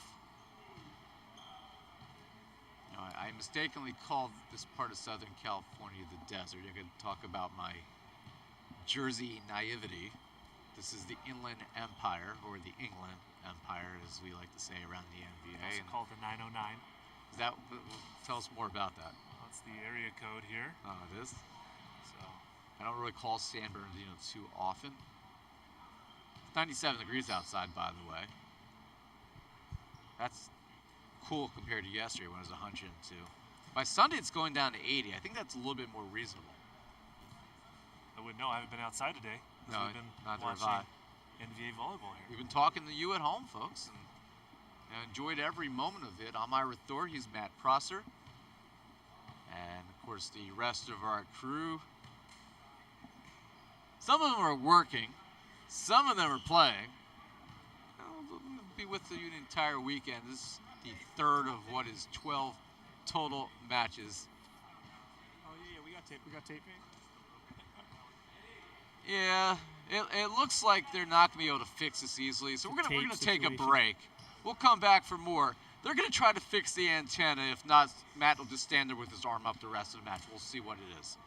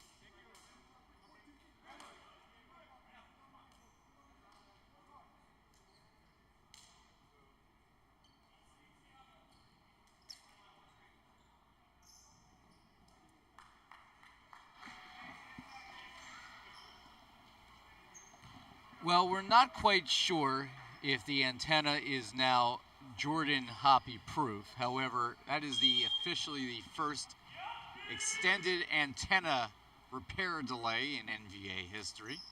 And most likely not the last. Well, not if they keep serving with this kind of power. He decides he doesn't need power, he just needs foolery. An ace for Hoppy. And Las Vegas finds themselves in front by 3. It's 18-15. And a fifth set beginning to look a little bit more likely.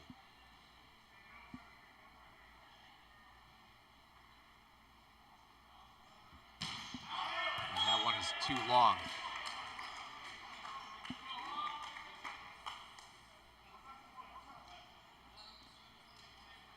So that long delay, does it help one of these sides, Matt? Does it hurt one?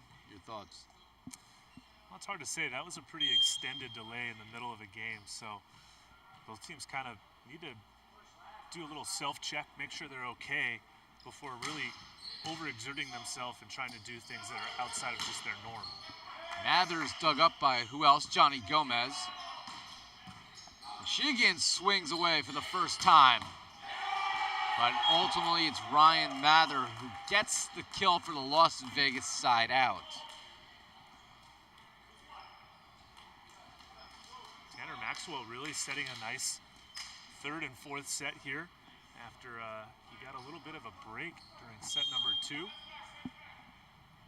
Eddie Mishikian's in there now, as we said, for Tyler Hubbard-Neal.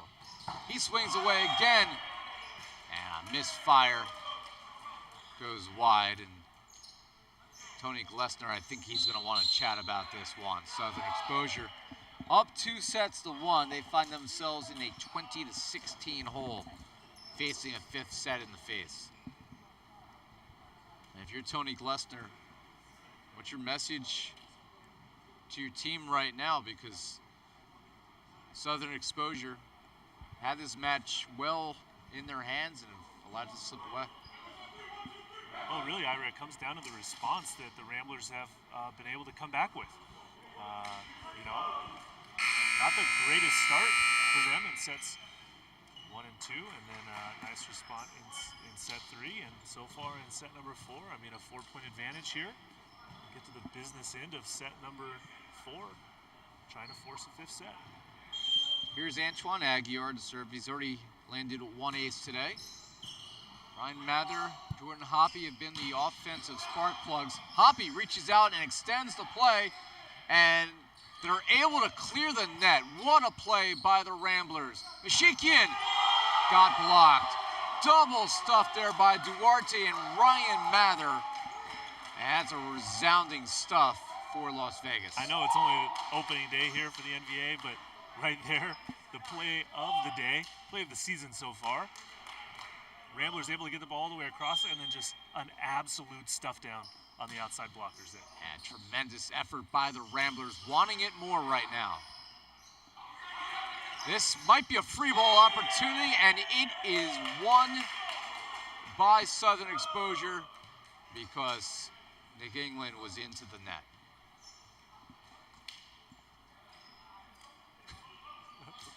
Wry smile there from Nick England. Not able to win that joust, even though he might have had the advantage as the smaller jouster. Not really able to get the leverage he needed that time. Mather returning the favor is Mishikian and Mcdonough. Eddie's like, you want to block me? I'm going to get some redemption, folks. Mishikian giving up almost 2 feet to Ryan Mather. I'm sorry, a foot in height, getting some payback that time. Mishikian's 5'11", you know, which for a normal human being is your average height. But for a professional volleyball player, is certainly on the shorter side, but he makes up for it. As this one was into the ceiling, and then the Southern Exposure not able to track it down. And there's going to be a conversation here with team captain Johnny Gomez and Tony Chan, and they pull out a red card. I think something was said. Yeah, just maybe a few too many 4-letter words coming out of the Southern Exposure side, resulting in their second yellow card, which is then an automatic red card. Well, I'm assuming the four-letter words didn't include love when it came to the call. No, definitely not. But we'll save those four-letter words for the nonetheless. after show. Yeah.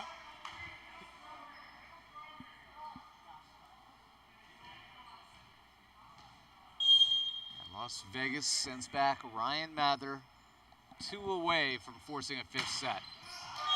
That one sails off into Pomona.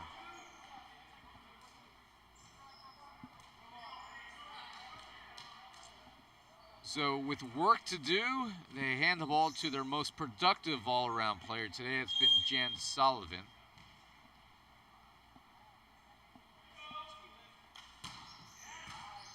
Pass by Schickling. They go here to Nick England. Gomez waiting for it. Mashikian tools the block. Mashikian taking advantage of a smaller blocker in front of him that time, realizing that Tanner Maxwell was lining up against him, and Mashikian wins that battle, going high off the hands and out of bounds. Mashikian, who played at King College, located in Tennessee. And the run ends there for Sullivan.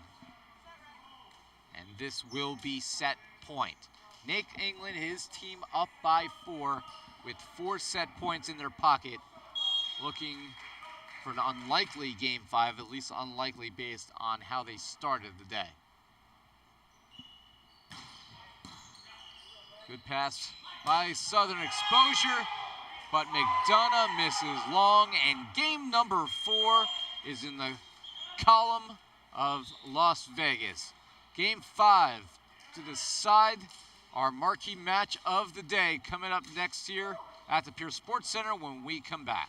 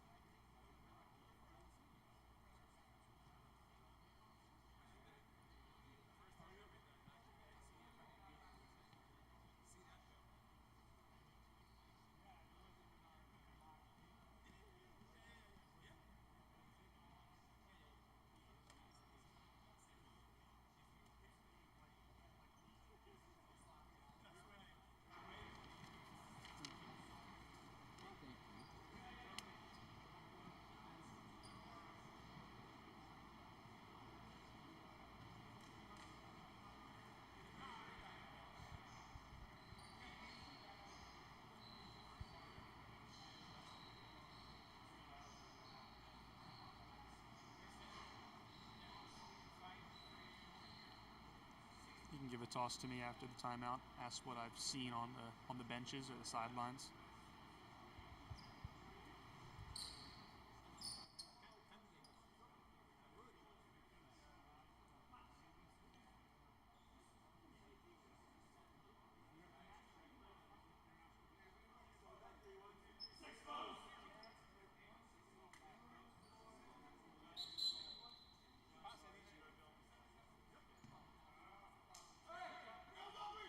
That wasn't me. Back here courtside, this is game number 5 coming up, and it's one that we didn't expect to reach this point in the match. And I think Noah Chest, our man on the sideline, has some news as we set you up for the decisive fifth set? Yeah, well, there's just been a complete attitude shift on each sideline. Back in that second set, the Exposure were laid back and having a good time, and there were some frustrations building for the Ramblers. And as we saw at the end of that fourth set, there was some profanities dropped, some cards given, and now the Ramblers are the ones kind of laid back, playing confidently, feeling like the match is in their hands. It's interesting to see if they can continue that into this fifth set and how it's going to all play out. Guys? And Noah makes an interesting point, Matt, because it's easy to have that lucky, carefree Southern Exposure attitude that we're so used to. We actually enjoy watching when you're winning. But when things get tough and things aren't going your way, well, it's not as much fun on that sideline after all. Right. I mean, it's always fun when you're winning, and it's pretty crappy when you're losing. I've always said that I hate losing more than I enjoy winning, and I know a lot of people feel the same way. And you can't be your jovial Southern Exposure selves if you don't have the match in the balance to your side. And the first points of this one go over to Vegas, leading 1-0. Again, we're playing the 15. Regardless of the outcome, both these teams in this divisional matchup, this is an American Coastal contest, will get at least 1 point in the standings. And that is put away by the stylish Jan Sullivan. Now they have brought back in Tyler Hubbard-Neal. Sheehan played well down the stretch there in a reserve appearance. Hubbard-Neal, however, left it short.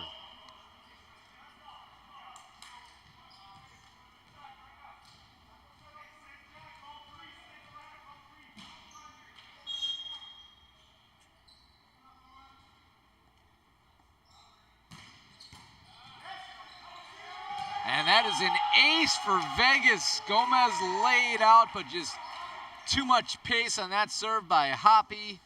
And Las Vegas, they got a 3-1 lead here underway in this fifth and decisive set. Unreal. Fans asking in the chat where Chad Mercado is. He is not with the team this weekend. Expect him back for the second event, Mother's Day weekend in May. Well, right now, just everything going the way of the Ramblers. Even that little play right there to end that rally. Hoppy available out of the back row, and gets enough pace on it that catches Southern Exposure by surprise.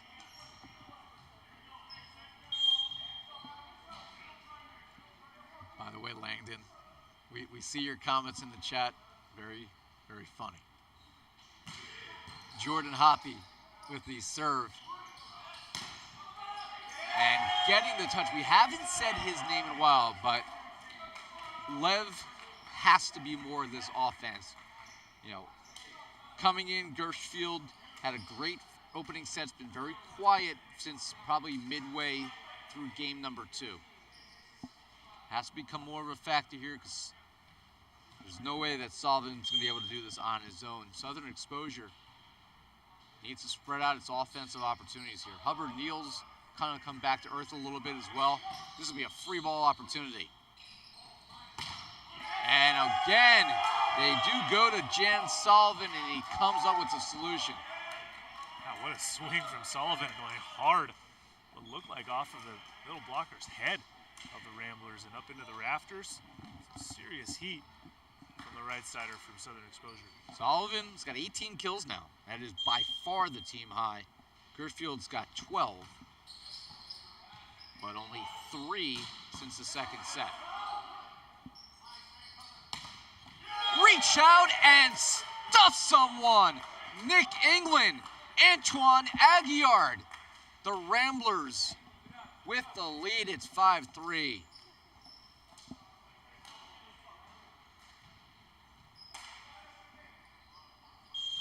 And the Desert Giant has awakened in Las Vegas. Could be a free ball opportunity. It does trickle over, and it is a back row attacker violation on the Orlando setter, who was desperately trying to save it. Remember, they only have one challenge. I don't think you can challenge that anyway, but you only have one challenge. Any unused challenges through the first 4 sets, well, missed opportunity, they're gone. Yeah, you got one, you got to choose it wisely. As that's stuck through by Sullivan. Kill number 19. It is 6-4.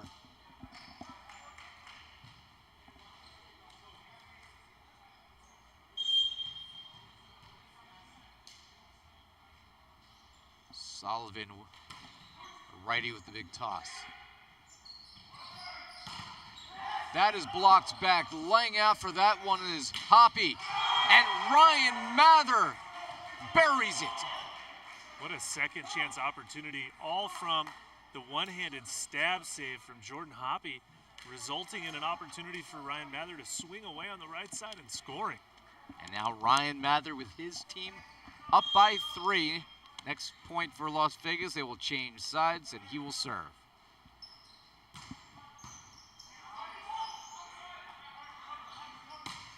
Sullivan misses long, and the Las Vegas Ramblers lead by 4 in our 5th and decisive set.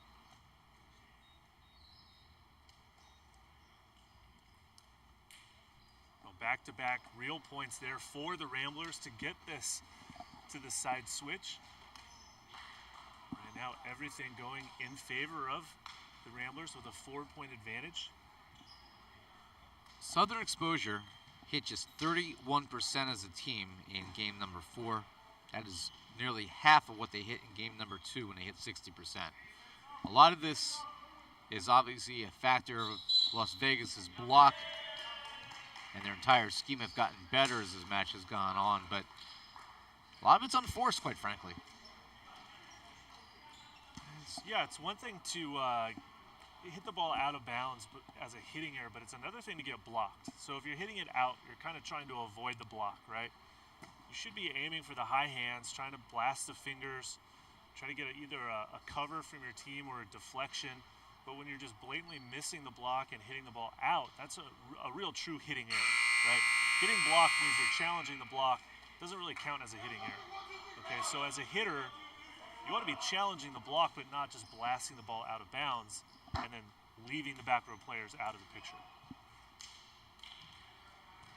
For Vegas, they have to be feeling pretty good about their chances here, as Ryan Mather, who has been the best player on the court for either side today, he's already got better than 22 kills and counting.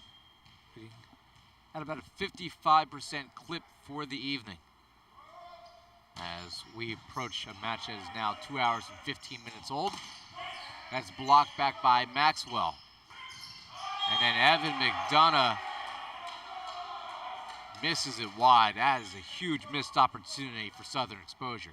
A very big missed opportunity for sure, Ira. Now it's, instead of 8-5, it's 9-4, and it's a 5-point deficit. Stressful times right now for the Southern Exposure side.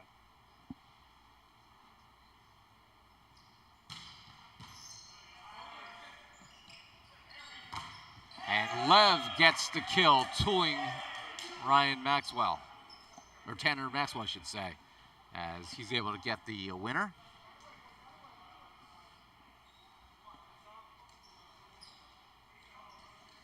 It is good for this Las Vegas side that their setters now getting involved in their blocking game, but Lev was able to chalk up his 13th kill, and Kirschfeld will drop back to serve. Good pass by Hoppy in the middle, and it leads to a Nick England classic. And it's a 10-5 lead. Vegas 2/3 of the way there here in the 5th set. And we will see Nick Diesel England dropping back to serve.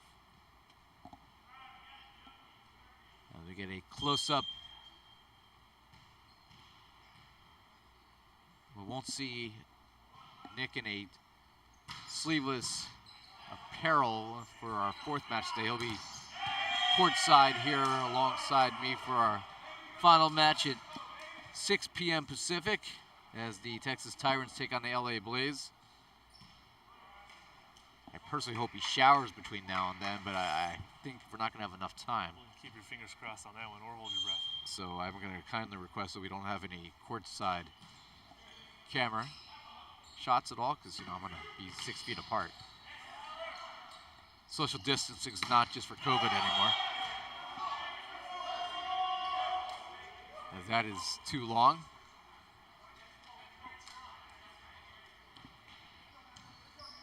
Now, Southern Exposure just, the game has kind of escaped them, sort of left them after set number 3, and haven't been able to answer this turnaround from the Ramblers. Oh, the energy has been absolutely sucked out of them.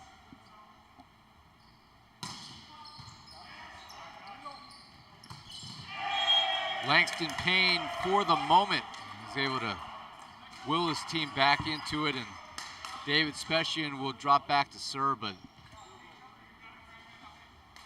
I haven't seen anything out of Southern Exposure in the last 2 sets that gives me any kind of hope that they are going to be able to battle back here in this 5th set. It's all Las Vegas right now. Hoppy, well disguised for the winner.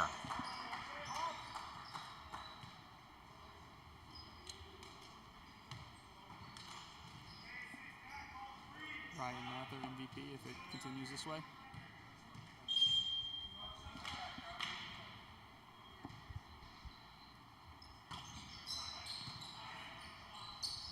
Maxwell on the serve, and the poke is too long by Tyler Hubbard-Neal, and it's 13-7.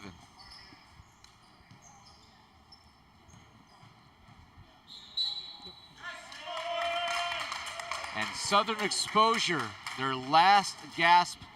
Tony Glester and company, they're going to call a timeout here. And what's up?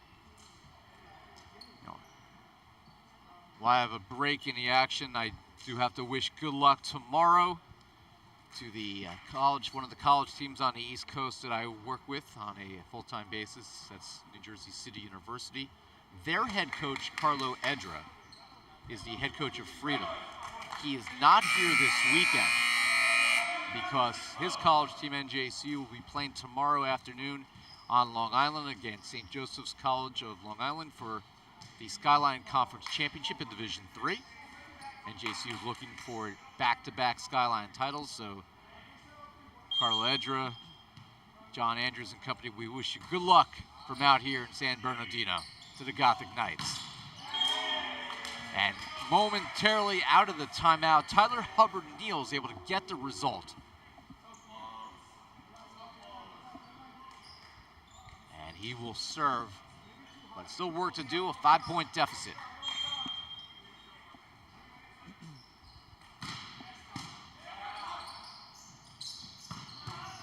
Mather, Gomez was waiting for it. Hubbard-Neal swinging away, and a lot of zip on that one, as that was unable to be corralled by Schickling. So, if you're Southern Exposure, that's all you can really hope for right now. Chip away, play 1 point at a time. You know, it's a cliche thing, but... Yeah, take a couple of chances, see what you can get. And that just wide. Laying out for that one was Nick England. Comes up really proud that he didn't touch it. Do you challenge that? I guess if you're Tony Glessner, why not? Well, you got nothing to lose at this point. I mean, it's either match point for the Ramblers or it's 13-10. So, you know. The far side line judge called a touch, too. Yeah, there might have been a touch there. I mean, if it is, it's on Nick England, who says he didn't touch it. So the far side line judge appears that he may have signified a potential touch. So, yeah, again, you can't take it home with you. You can't exchange it for Bitcoin. So, although, you know, that would certainly help fund even more cameras for the NVA. But we're going to take a look at that, and if it is indeed a touch, well, then Southern Exposure will be within 13-10. If not, it will be match point for Las Vegas and a reverse sweep potential outcome.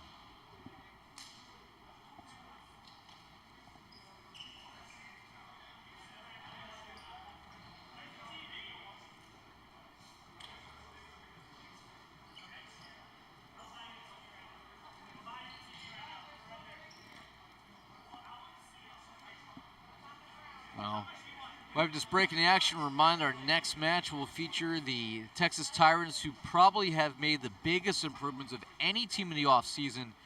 What's notable is that they have Jake Langlois, who played for Utah as their newest addition, and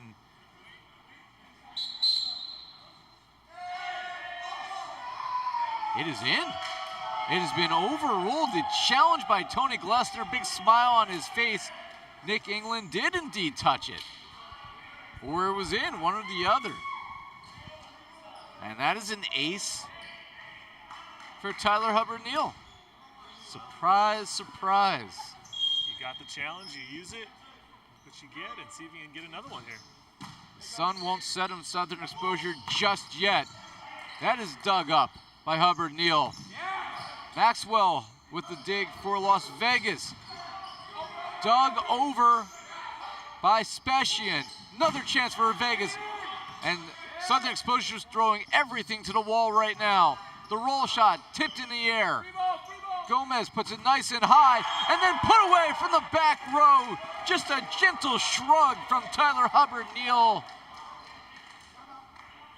And Las Vegas had everything going. They still lead by 2, but what looked like destiny now isn't so sure after all. Well, still a little bit of a question mark. Credit to Southern Exposure for winning that challenge and then coming back to win that long rally.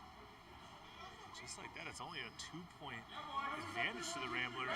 So I like this timeout. Stop the momentum. Just get a side out, get back on track, and you're at match point.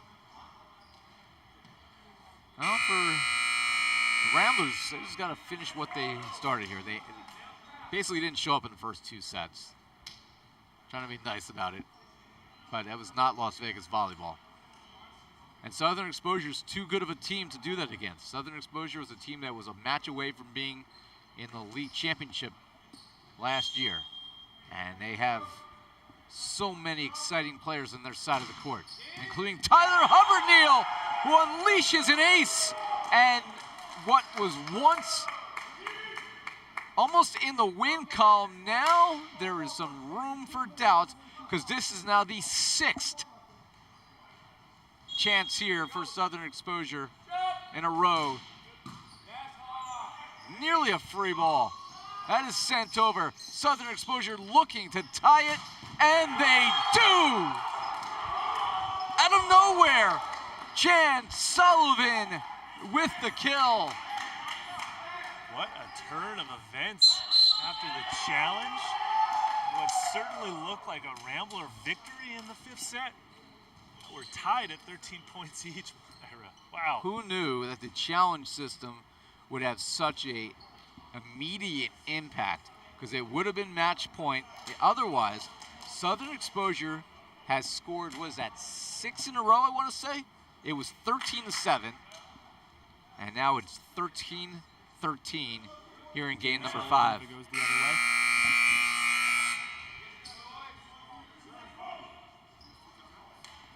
This is unreal volleyball. Never say die. Southern Exposure looked like the Vultures were going to pick their bones here in the 5th set, and they've come alive when their backs are truly against the wall. Maxwell will set up Hoppy. Dug up by Southern Exposure. Blocked back. It hits the ceiling and it will slow the ball down, and that allows Southern Exposure to extend the play. Las Vegas looking, finally get a side out, and they do. After all that, a kill for Jordan Hoppy. That is his 19th of the match. And this will be match point number 1 for Las Vegas. Southern Exposure just needs a pass. A side out will tie it.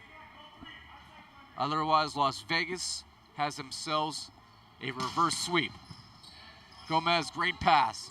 They go on the right side. Hoppy got the touch. England to end it. No, it's blocked back. Mather. Oh, Gomez saves it, but the attack is long by Sullivan, and Las Vegas appears to have won it. However,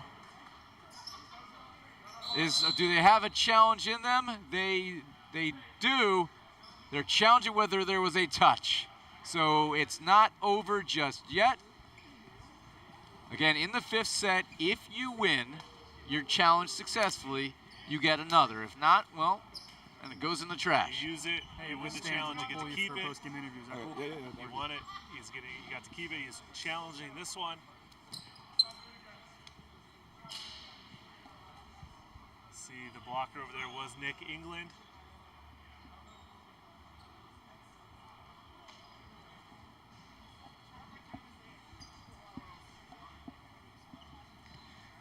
Well, a match that is now, 2.5 hours old, has to have a little more drama. A little bit more. You know, Tony Glessner had a big smile, a little wry smile on his face when he pulled the card out. I mean, you got to use it. I mean, maybe there was a fingernail on it. Maybe Nick hasn't cut his fingernails recently. I mean, that's probably a little bit too much information to share with the audience. We don't know. But either way, what do you got to lose? You got nothing to lose. I think we're going to see the call come in here. Is it?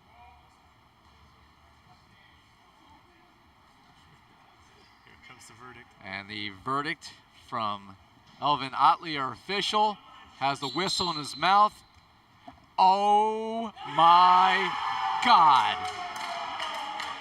Tony Glessner pulls another rabbit out of his hat.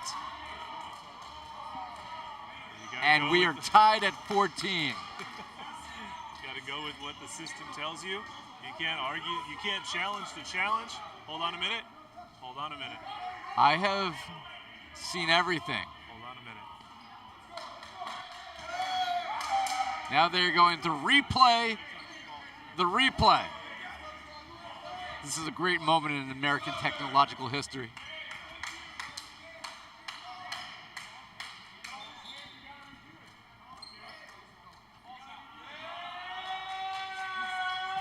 And now they're saying the ball is out. I am exhausted.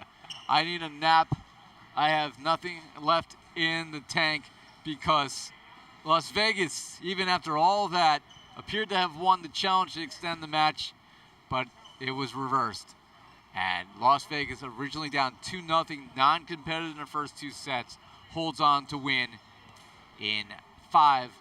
And in a moment, we'll send it down to Noah Chast, our man on the sideline, to have a conversation with our man of the match, Ryan Mather. Noah, it's all yours. Yep. Yeah, I'm joined here with Ryan Mather. Ryan, down 2 sets, come back, complete the reverse sweep, crazy challenges. What does it say about this Las Vegas team? Yeah, it's super resilient. We're down a couple of guys. A lot of teams don't have a lot of guys, but we all stepped up, and we were down 2-0, and it's really cool. First tournament, first game to come back, and that's for sure going to give us a lot of momentum moving into the next game on Sunday. There were a lot of big hustle plays, big energy plays, one that ended with a crazy dig that had your stuff block to end it. What does that do for your team in a match like this? Yeah, especially when you're down 0-2, you're looking for anything to give a little spark to the team.